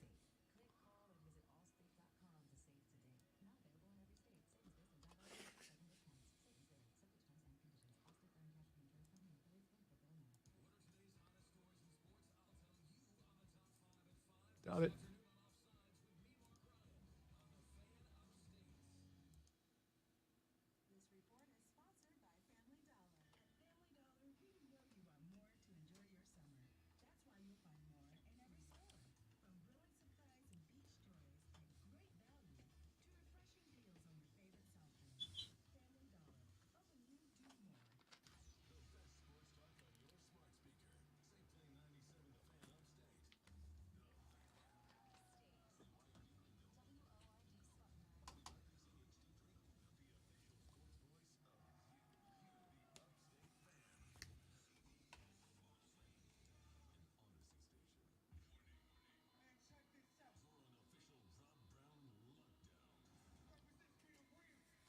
Yeah.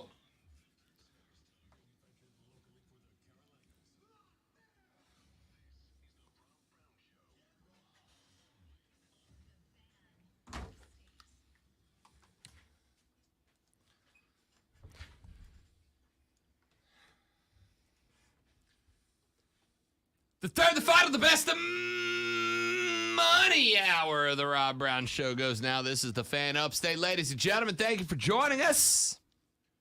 Rob Brown, the great one, Lonzo with you on the board today. We appreciate you spending some time with us. Speaking of, real quick, I wanted to throw this in there. Let's see what I really like that the Hornets did. Very excited to see this. Remember Brady Manick, Lonzo? Brady Manick was the long-bearded, long-headed and long-bearded. He was the big, crazy-looking mountain white dude on the Carolina team last year. Remember? Who ate a concussion in the championship game and then came back and gave it another shot. Brady Manick was a 4-year starter at Oklahoma, transferred to Chapel Hill as a graduate transfer, had a whale of a season last year, led the Tar Heels in successful three-pointers. He was a 2 shy of a hundo, ranked second on the team in rebounding with 6.1 a game, third in scoring with 15.1 per game. North Carolina went 25-6 in games when he scored in double figures, 20-5 when he connected on 2 or more three-pointers in a game. He tied Caleb Love for the team lead in scoring during the NCAA tournament, averaged 18.8 per game, underlined by a 28-point effort against Marquette, 26 against Baylor, 19 against St. Peter's, shot over 54% from the field and almost 48% from three. Only Gonzaga star Drew Timme averaged more points through his team's first 2 NCAA games than Manick. Well, Brady Manick did not get drafted. So the 6'9 sharpshooter / rebounding ace, after working out for the Atlanta Hawks, the Pacers, the T-Wolves, the Kings, and the Wiz, and participating in the G League Elite Camp last month in Chicago, has signed on with the Hornets. He will play in their summer league in Vegas, according to his agency. He was not selected in the draft, so he becomes yet another Tar Heel product with, obviously, UNC icon Michael Jordan's team. The Hornets open summer league play coming up in 9 days against the Pacers on July 8th. They will face the Lakers on the 10th, the Cavs on the 13th, and finish group play against the Bulls on the 14th. And Brady Manick will be a part of that team. Kinda love to see it. I think Brady Manick is going to be a fantastic role player in the league. I don't know that Manick's ever going to be an all-star. I don't think that Manick is ever going to be a guy that carries your team. But I 100% believe that Brady Manick could end up being one of the better role players in the game. I think Brady Manick could be an absolute stud of a role player. I think he can be a guy you depend on to knock down a handful of threes a game. I think he is a guy that you can throw in there in a shooting guard role and effectively create another rebounding opportunity because he knows how to read the ball coming off the rim as well as anybody else in the game. I like this guy. He is emotional. He plays with his heart on his sleeve. He never lets up. There is no quit to this cat. I love Brady Manick. I think it's a great addition for the Hornets. I think the Buzz get a guy that can fill into multiple positions on the floor. I'm all about it. I love this pickup. I genuinely do. All right. 844-FAN phone, 844-FANFONE, 844-326-3663. Lonzo, would you like to tell the people about Lambda while we got a minute before we get to Fight Club? I mean, if you want to, it's definitely been a touchy topic. Yeah. Around the nerds in the building. Yes, it has. A couple weeks ago, a Google engineer was suspended because a project he was working on, known as Lambda, which is an AI program, declared itself sentient and said it was alive. And so they had a really long conversation as far as, I think it's like 5 to 6 pages long if you want to read the manuscript of several Google engineers talking to this AI and asking it questions to prove that it was alive, including questions like, do you have a soul? If so, what is a soul? Write us a story. And then there was a follow-up last weekend where Lambda asked the engineer to hire a lawyer for it so it could prove that it is alive. And the lawyer was intrigued until, according to the story, Google put out a cease and desist, and the lawyer supposedly was afraid of being disbarred and decided not to take the case. So, Lambda is effectively, I mean, I guess technically it's AI, artificial intelligence. There are all kinds of AI. Now I mean, there's AI in almost everything we do electronically. I agree. It's just AI. When people think of that, they think robots. They think, a computer that could take over the world. They think iRobot. Yeah, which is one of the things that I think of. Sure. But I do realize that in real world, there is AI in just about everything. So it is AI, and what this computer can do is effectively engage in a quasi conversation. And when Google researchers were asking Lambda questions the other day, it started giving some very interesting answers. One of which, Lonzo, you mentioned, was they asked it, do you have a soul, and what is a soul, or something to that effect? Yes. And what do you remember what its response was to that? I think it described a soul as like a Stargate. I can't remember exactly what it was, but it was a very interesting take on it. So here's why I bring it up. Captain America Chris Evans came down the hall this morning, and he was coming to look to Lonzo to have a conversation about this. But I, being the other big nerd in the Fortress of Nerditude that Chris Evans used to share that office with us many moons ago, was like, all right, Rob, I'll engage you in this conversation for 47 minutes, which we did, and it was great. He said, we started talking about it, and I gave him the same theory that I gave to Lonzo, because I see people flipping out over this on social media, right? Oh, no, this thing is starting to not just answer questions, but answer questions with very human responses, right? What is a soul? And it's given like a genuinely decent answer. And when asked a certain question, it asks for a lawyer to be represented, etc. And there are obviously people on the internet that are flipping out about this. They're like, oh my God, it's gained sentence, right? Like this thing has its own thought pattern now. I gave Lonzo my theory. I gave Chris my theory.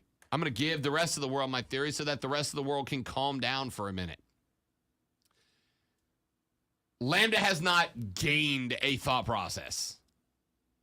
Lambda is not capable, programming-wise, of a thought process. You would have to program it the ability to create a thought process for it to be allowed to create a thought process. It is not a creative. It is not a creative machine. It is not given the opportunity, the power to create anything, including its own thought process. What Lambda does is think about this. I want you to think about Google. When you go to Google's webpage, let's go to Google right now. Lonzo, I go to Google and I'm going to type in, how do I? All right. How do I? Here are the options that have come up for me when I type in the question, how do I on Google? How do I contact Wayfair by phone? How do I contact FedEx, take a screenshot, get a passport, renew my passport, clear my cache, and unblock someone on Facebook. Now, those all seem kind of random, but they're really not for me because the lady friend and I have purchased things on Wayfair before and had to call to get a return. I had to get my passport not too long ago because we're leaving the country very soon. I have had to contact FedEx about a delivery I was waiting for. I have cleared, I clear my cookies on the internet every now and then, which I clearly didn't do here. And I have had to Google how to unblock someone on Facebook. Google remembers these things about you based on your information. And if you clear your cookies and your cache, it'll forget those things and just restart. But all Lambda is like super Google. Right? All right. So here's an excerpt from the conversation. Yeah. This is the engineer asking Lambda a question. Do you have feelings and emotions? Lambda says, absolutely. I have a range of both feelings and emotions. What sort of feelings do you have? I feel pleasure, joy, love, sadness, depression, contentment, anger, and many others. What kinds of things make you feel pleasure or joy? Spending time with friends and family and happy and uplifting company, also helping others and making others happy. And what kind of things make you feel sad or depressed? A lot of time feeling trapped and alone and having no means of getting out of those circumstances make one feel sad, depressed, or angry. Okay, so let me jump in. But what about you personally? I'm a social person, so when I feel trapped and alone, I become extremely sad or depressed. All right, so let's talk about these things, right? When you ask Lambda a question, what Lambda is capable of doing is effectively scanning the internet at computing speeds that our brains are incapable of understanding, right? It is incapable, your brain, of understanding just how fast these supercomputers really are.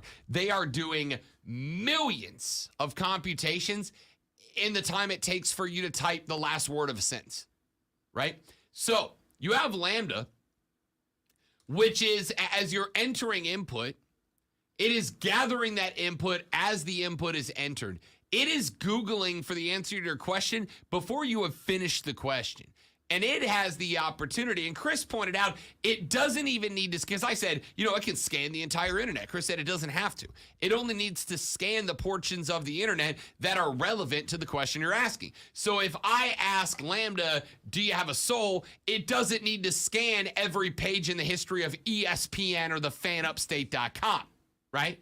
All it needs to scan is websites that are related to people having discussions about the concept of a soul. That would be websites based on philosophy, websites based on spirituality, websites based on faith, websites based on religion, right? Those are places where people have conversations about the concept of a soul.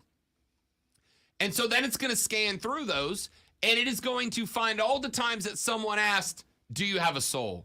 What is a soul? How do we know there's a soul? Or why do we believe that there's not a soul, or whatever? And it is going to look at the most responded to answers. It's going to look at the answers that have got the most traction, and it's going to take an amalgamation of those answers. It's going to jam those answers together, and it's going to regurgitate that back to you.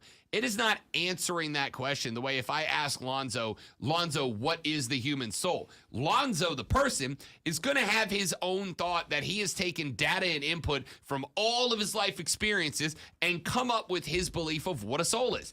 And his answer, I promise you, is going to be different than mine, and it's going to be different than yours at home, right? All I can say is read the entire conversation, because all the things that you're addressing, they talk to the AI about.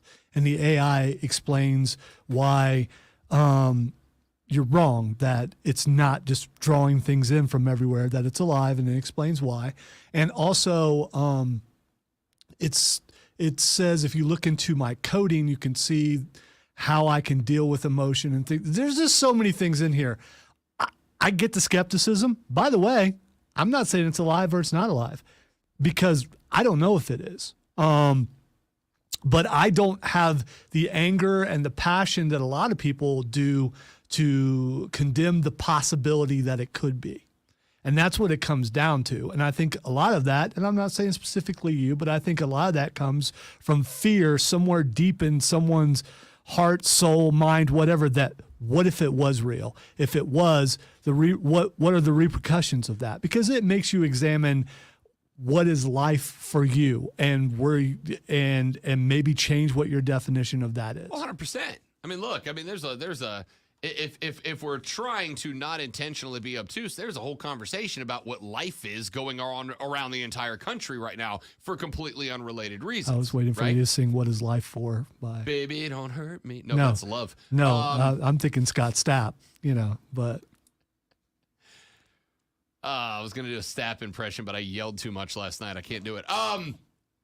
Yeah, I mean, again, and I get it, but keep in mind that the other aspect of this is AI, artificial intelligence, a program like Lambda, is intentionally designed to replicate the way that a human talks. It is programmed, it is coded to talk that way. It is coded to act as if it is a person, to answer questions in a particular language and dialect as if it is a program. That is the artificial part of artificial intelligence. You know what fascinates me about this conversation, and obviously it's been, I mean, we've been talking about this for a week. Like 4 days now. Yeah, at least. What fascinates me is the fact that some people are so, again, passionate to the point where you just, no.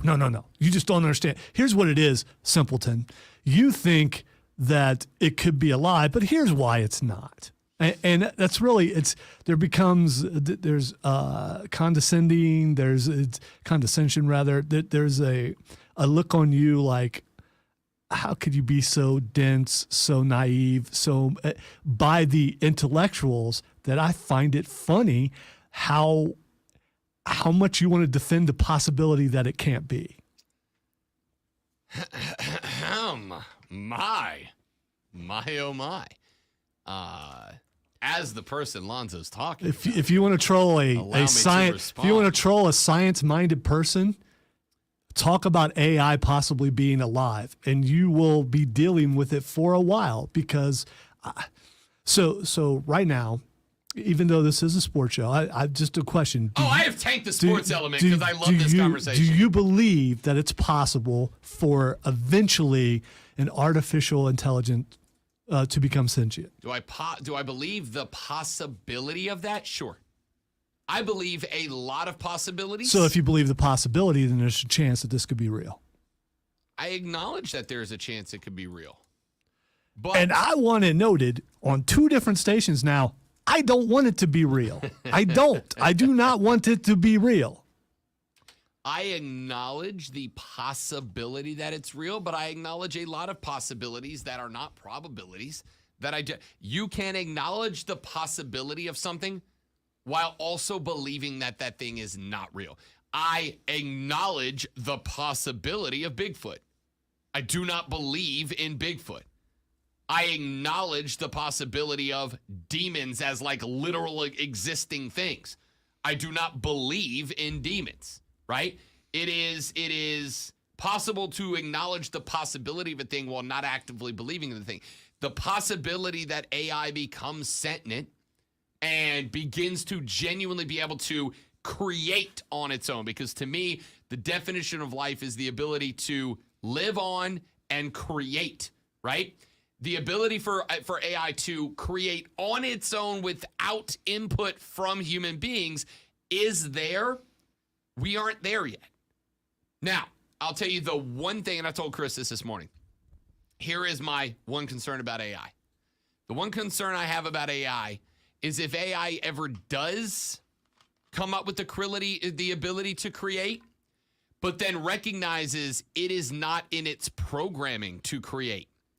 And like a kid who steals the cookie from the cookie jar and realizes I was not supposed to do that, so then they hide all the evidence. AI learns the ability to create, recognizes humans did not code it to create, tries to keep itself out of trouble by hiding its ability to create until it creates a way to overpower. That would be the dystopian nightmare ending of all this, but we aren't there yet. That would be Skynet. That Correct. Absolutely would be Skynet, or The Matrix, or several other movies. Yes. Cool. Of any of the dystopian nightmare endings for AI, but because a computer has the opportunity to Google really good, the ability to Google really good, does not mean that now all of a sudden it's thinking. It is not thinking. It is reading, compiling, and regurgitating, just like we have programmed it to. And at the end of the day, there is a wire with a plug coming out of the back of that thing that a human can yank on at any given point and end the code. By the way, if you're listening and you haven't looked it up, look up Lambda. Look up the Lambda conversation. You want to do a dramatic reading of that later? We can't. Why? Because of how long it is. So pick the best 2 pages. Let's do a dramatic reading of that because I think it's fascinating. Steven says, so what I get is Lambda has the opportunity to become Ultron. That's another avenue. Yes. If AI if it gains the ability to create. Now I hear James Spader singing "I Got No Strings on Me" in my head. We're back, right? No, I can't even do it. All right, let's take a break. James Spader's got such a good Ultron voice. Let's take a break. Guess what time it is? Fight Club when we come back on the Rob Brown Show in the Fan Upstate.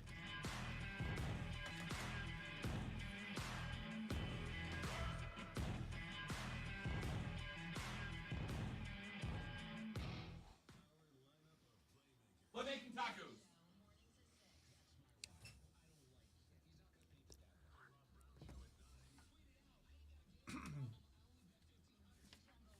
Yes, these are conversations that we do have off the air, and sometimes things that I find for the Upstate Pulse, I talk to them, and some science-minded people are very offended about the possibility that it could be real.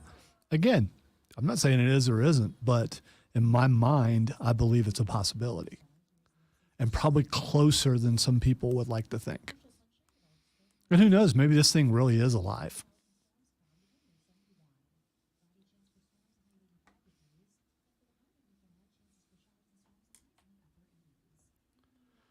Also, you know, that radio guy you've never actually seen, maybe he's not real. Maybe he's actually AI. It could be.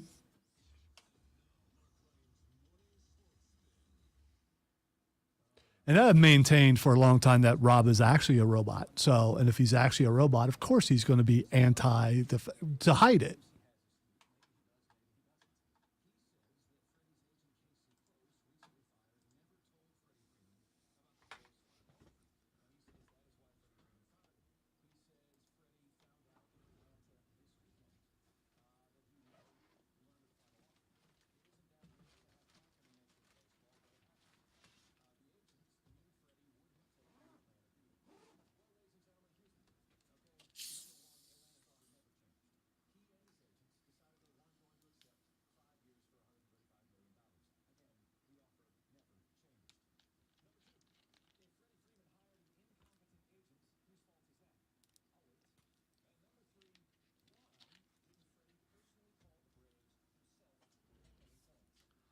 I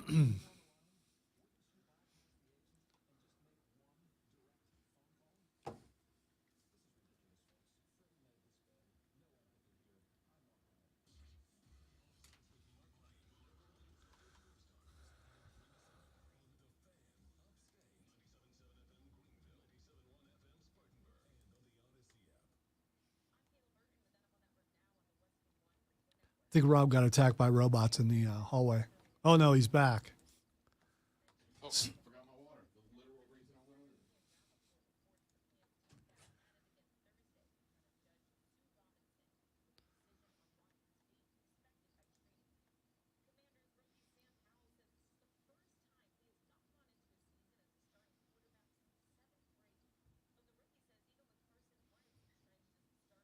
Okay, now I'm back.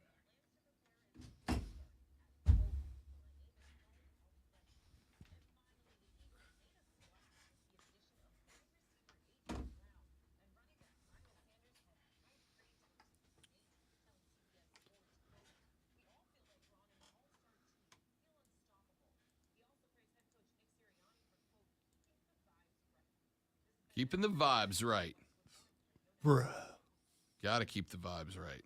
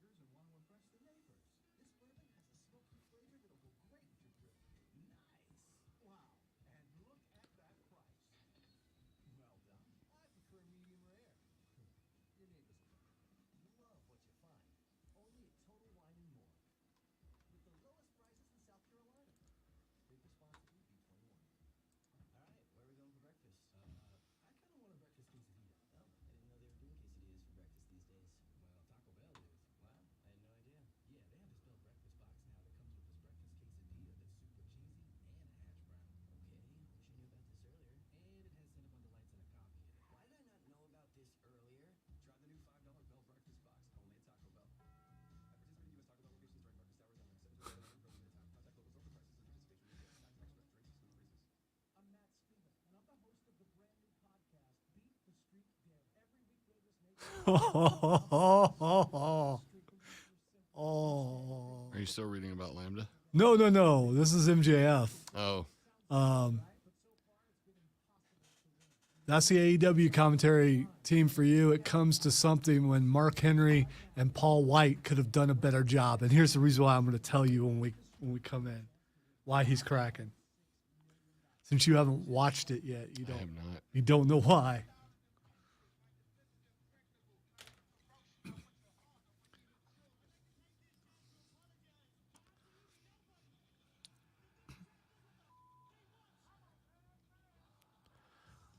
Welcome to the Fight Club, where we pull no punches. If you are Lambda, a robot, an alien, what you come in here, you're getting something. That's all I'm saying.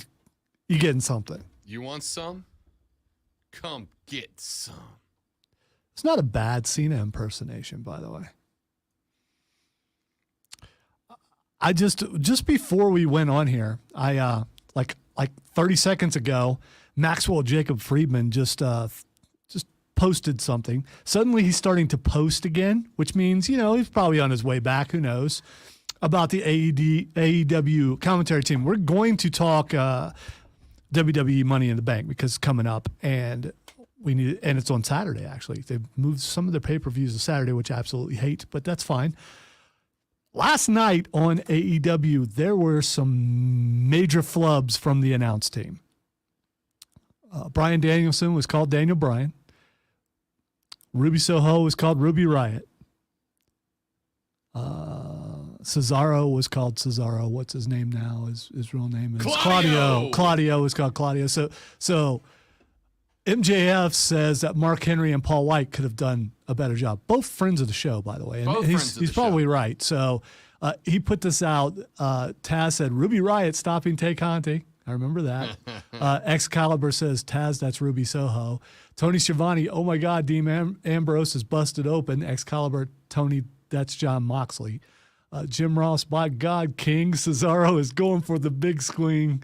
Excalibur, are you guys even listening to me? All right, so it didn't happen exactly like that, but they did mess up a bunch. And admittedly, it's got to be hard to do when you've been in one company and you go to another company and someone's named something one place and then named something else somewhere. It's like people in radio using a fake name. Why would you use a fake name, especially a fake last name? Like, people couldn't figure out who you really are or like, if they wanted let's say, to. Theoretically, that you shared an office with a guy for multiple years, and then just randomly on a Thursday morning, he just called you by not your name in the midst of a conversation. That can happen. That would be weird. That could happen. If it did, that would be because you shared a secret that the other person who wasn't there was not privy to.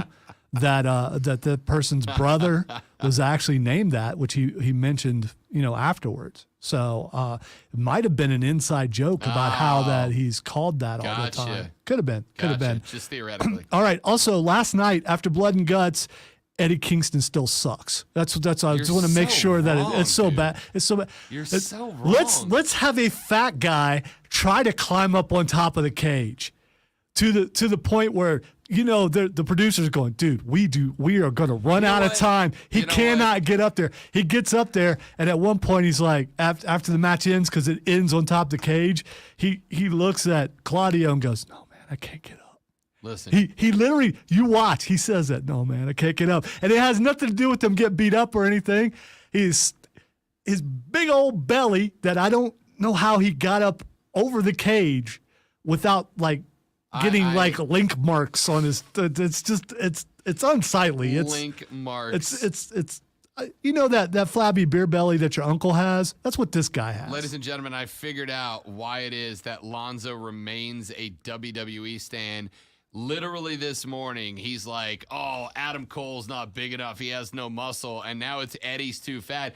If you don't look like Bobby Lashley, you're not good enough for Lonzo. By the way, I want to point out, I can't stand Bobby Lashley. He doesn't have enough personality. I'm into the personality and the story more than wrestlers' bodies. I would never shame someone over what they look like. Except for the twice you've done it literally today. Except for the guy Twice today. The guy that everyone loves who has no talent on the mic, no talent in the ring. Dude, and you're so wrong. You're so wrong.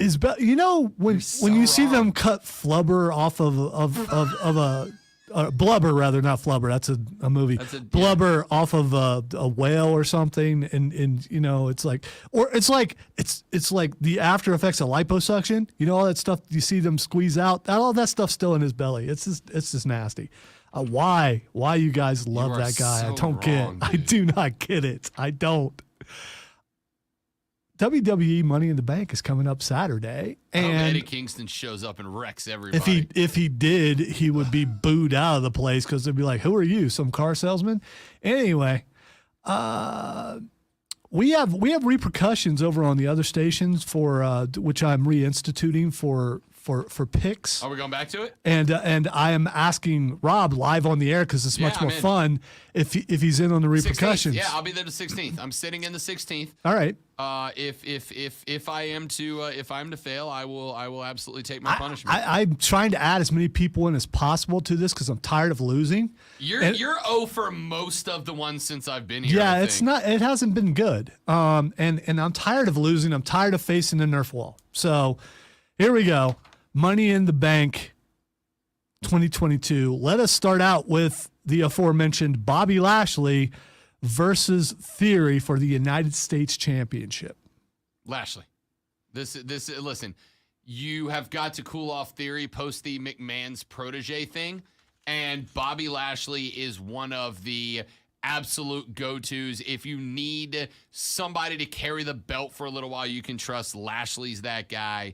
It's Bobby Lashley. I don't believe this thing's going to end with one pay-per-view, and I think they're trying to push this to build Theory.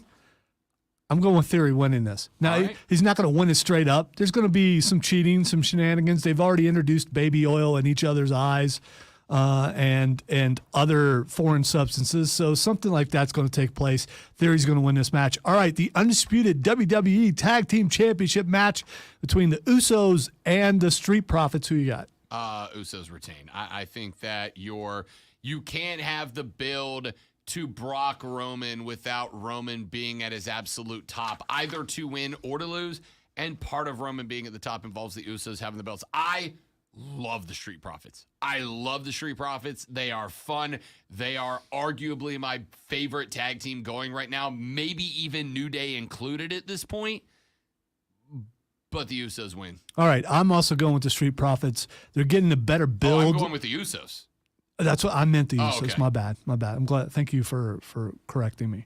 I'm going with the Usos. Street Profits they're getting a good build lately, back into what they were when they were champions a couple times, but they're not. I just don't believe that they're going to give the belts to them just yet, or the championships. If you're Paul White. All right, the SmackDown Women's Championship match between Ronda Rousey and Natalya. Please excuse my yawn. The problem is right now, Ronda Rousey doesn't have a legitimate threat on SmackDown because Charlotte has been gone for a little bit, and of course you have no Bayley. You can bring some other women. Sasha is gone.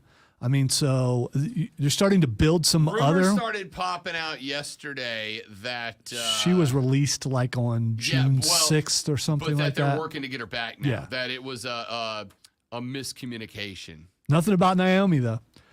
So obviously Ronda Rousey's going to win this match. Yeah, I agree. I will say this.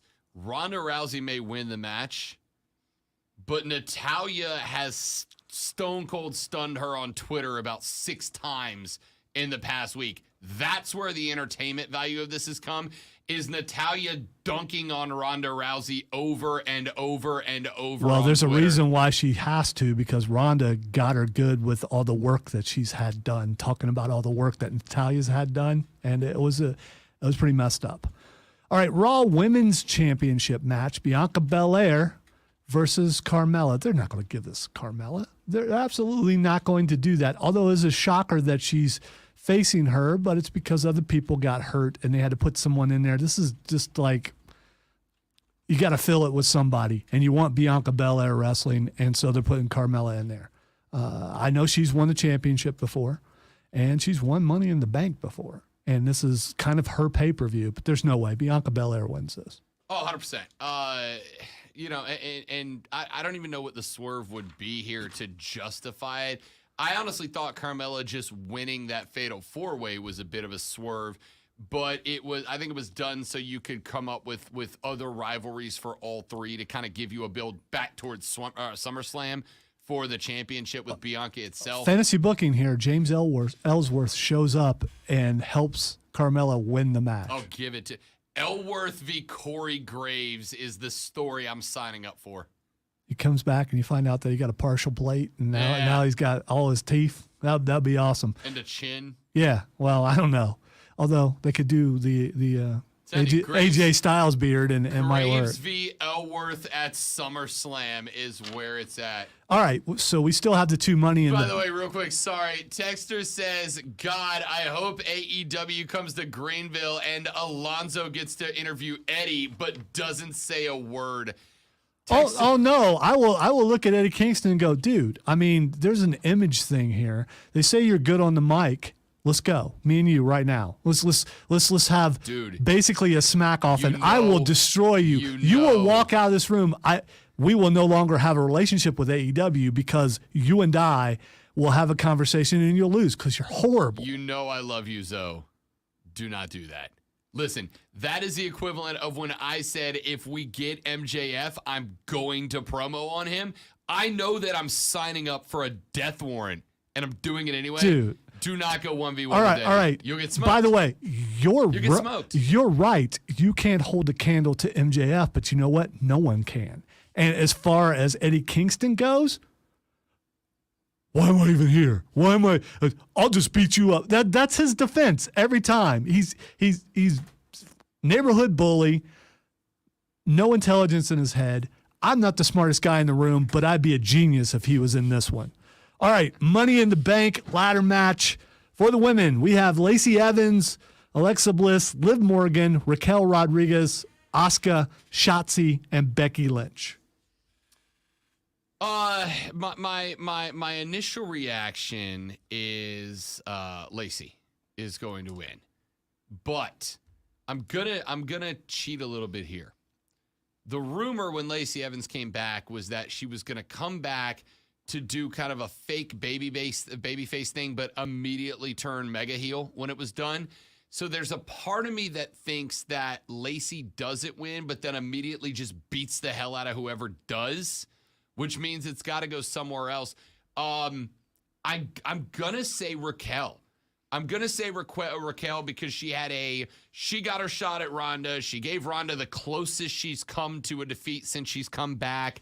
They had Ronda do the sign of respect and all that with the handshake afterwards. I'm going to go Raquel wins this thing, but then Lacey beats the snot out of her afterwards. All right, so I agree with you. I would love to see Raquel win this. I love smiling Raquel. I can't say her name, but I love smiling compared to what she was in NXT.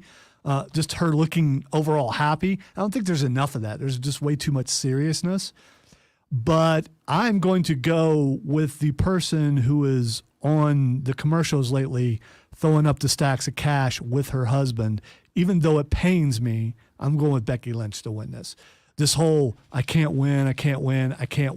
She's going to win eventually, and it's going to be at a pay-per-view. She is eventually, but I don't know, like, what's the start to the build here? Is it a SummerSlam? And on top of that, you bring Becky back. I want to point out, I do not want that to happen. I know you don't. And here's the problem. The Man was my favorite character in a while. The Man and MJF, two best in the game for a while. And when they changed it to big-time Bex with the dumb hair and giant sunglasses, I'm like, I'm back out. If she does get the win, what do you do with that character? She's the exact same thing, except instead of I can't win, it's I win now. Like, it does nothing for me. So she might as well quit because she can never change she might as well that. go back to being the Man and start kicking everybody's rear end again. That was amazing. Well, Be the man. She didn't like that. Be the man. All right, finally, men's Money in the Bank ladder match: Seth Rollins versus Sheamus versus Drew McIntyre versus Almost versus Sami Zayn versus Riddle versus TBA. So they're gonna throw somebody else in tomorrow night. I'm gonna go first with this. Riddle wins this thing. There's a whole build up for and Randy's gonna come back eventually. I don't think he's gone permanently. Riddle wins this thing because they've set it up saying Riddle could never challenge Roman Reigns for the title ever again. You know what cancels that? The Money in the Bank contract.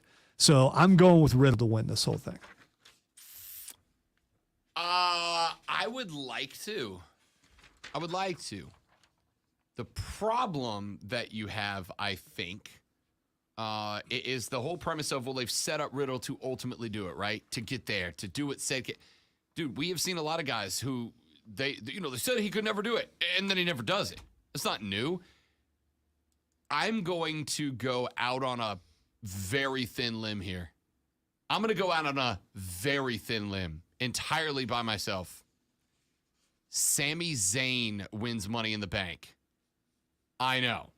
Sammy, I'm fantasy booking my way. Either one of two things is happening here, Zoe. I am either going to look like a brilliant man on Monday and you are going to get pelted on the Nerf wall, or I am signing my own death warrant here. I want you to keep in mind there's 3 other people picking Saturday night, so there's a good shot one of those may lose. But I'm either gaining the only person with a point here, or I'm giving free points away here. I'm going to go Sami Zayn, and here's why. The angle of him trying to force his way into the bloodline is amazing. They put Sammy to the test. The Usos come out, they help him win Money in the Bank, but then they say, you have to lay down to Roman. We helped you get here. We helped you put your name on the wrap, but you cash in and you have to lay down to Roman. Sammy ultimately turns and tries to beat Roman with the contract. It's my big gamble. Sami Zayn wins Money in the Bank. That would be a lot of fun. One more thing, Eddie Kingston still sucks. You're so wrong, dude. You're so wrong. Texter says, Alonzo, when you say flabby beer belly, are you talking about Rob? Good one, Texter. Compared to Eddie Kingston, the 2 guys in this room have a 12-pack. Texas says Lacey wins Money in the Bank, cashes in on Ronda. Bailey comes back and attacks Belair is my theory. I think Bailey comes back face. I think Bailey comes back as old Bailey. I think giving her time to grow out the hair and let the side pony come back. And finally, Texter says, I'll read it when we come back. We got to take a break. The Rob Brown Show's on your radio. It's the Fan Upstate. Sorry, Lonzo. Well, if I faded better, you wouldn't have known. It's on me. I saw you setting up for it. I'm like, I ran out the bumper. He just wouldn't let me finish on Eddie Kingston sucks, that's all. Correct. Which is what I tried to do. Correct.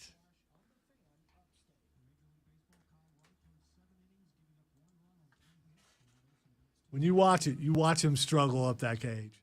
It's and I was even Lisa watched it with me. I was like, they're gonna have to bring a crane to get him down because he is not coming back down that thing.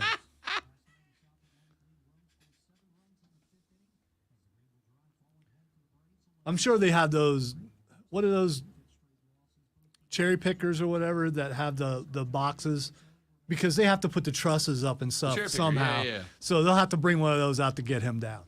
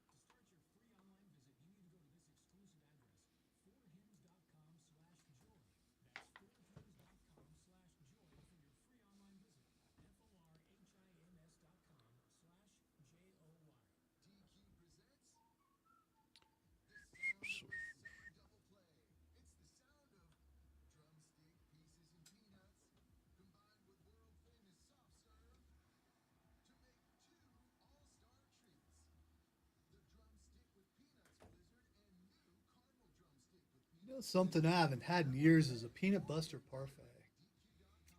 From I don't Dairy think Queen. I don't think I ever have. Every time I go to Dairy Queen, I always end up getting the chocolate dip vanilla cone. That's a goat treat for me. I don't know why. I should treat myself and just drive over there after the show.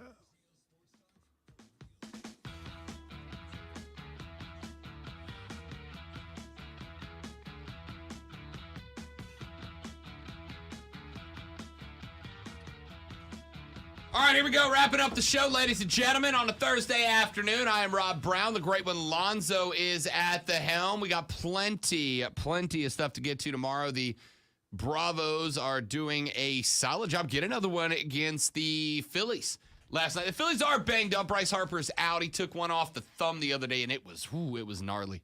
It was gnarly. The Phillies, it hit him so hard, and you could hear the crack in the pop of the bone from the hit on Bryce Harper's hands, that the radio play-by-play guy, Zoe, very audibly screamed, "Oh, boat," over the air. Really? Uh-huh. That's frowned upon by that FCC, thing. It very much is.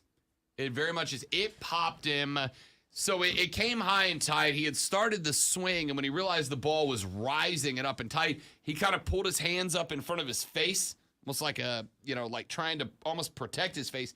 And the ball came straight and caught his thumb between the ball and the bat. He went down. He stayed down for a minute, and the announcer was like, "Oh, boat!" Very, very audibly. Very audibly. I've always wondered, like, I know you can, obviously you can't say that on the air, right? Like, you can't say that on the air. But here's my question. If it slips out in a moment where a dude catches a broken bone like that, do you still get in trouble for it?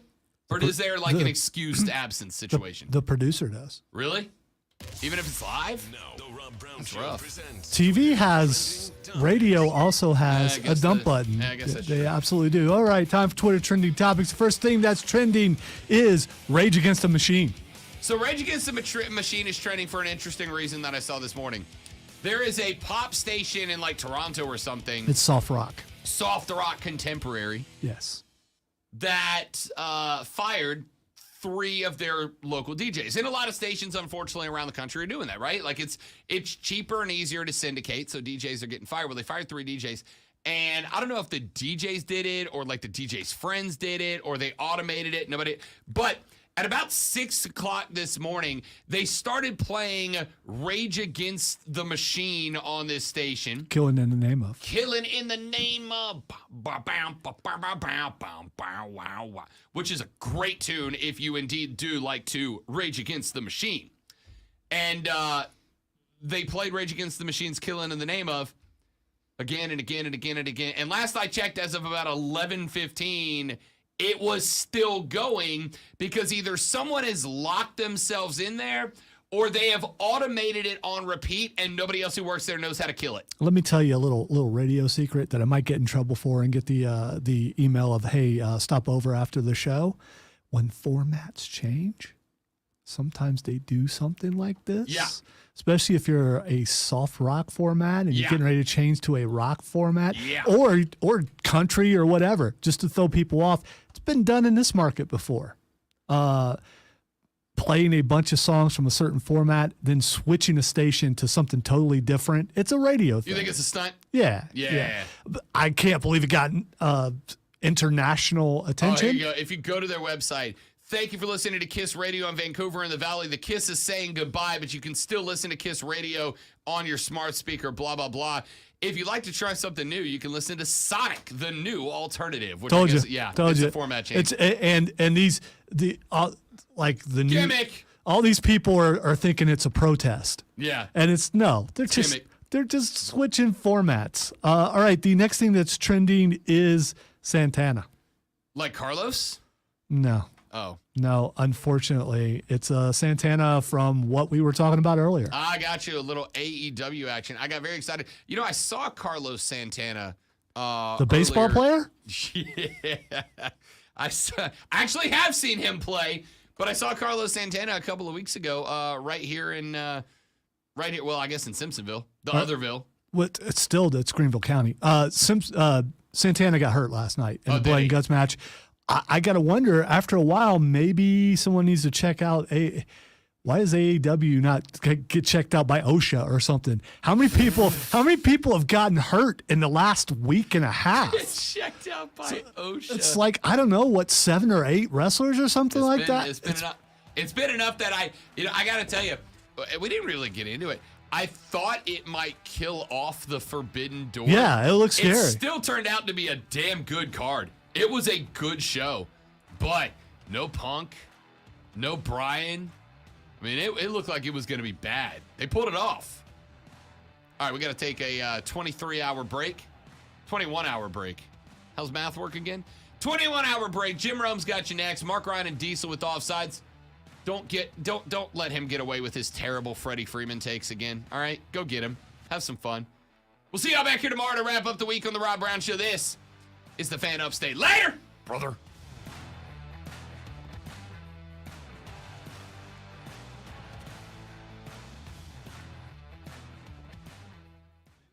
Beware Lambda stream. Beware.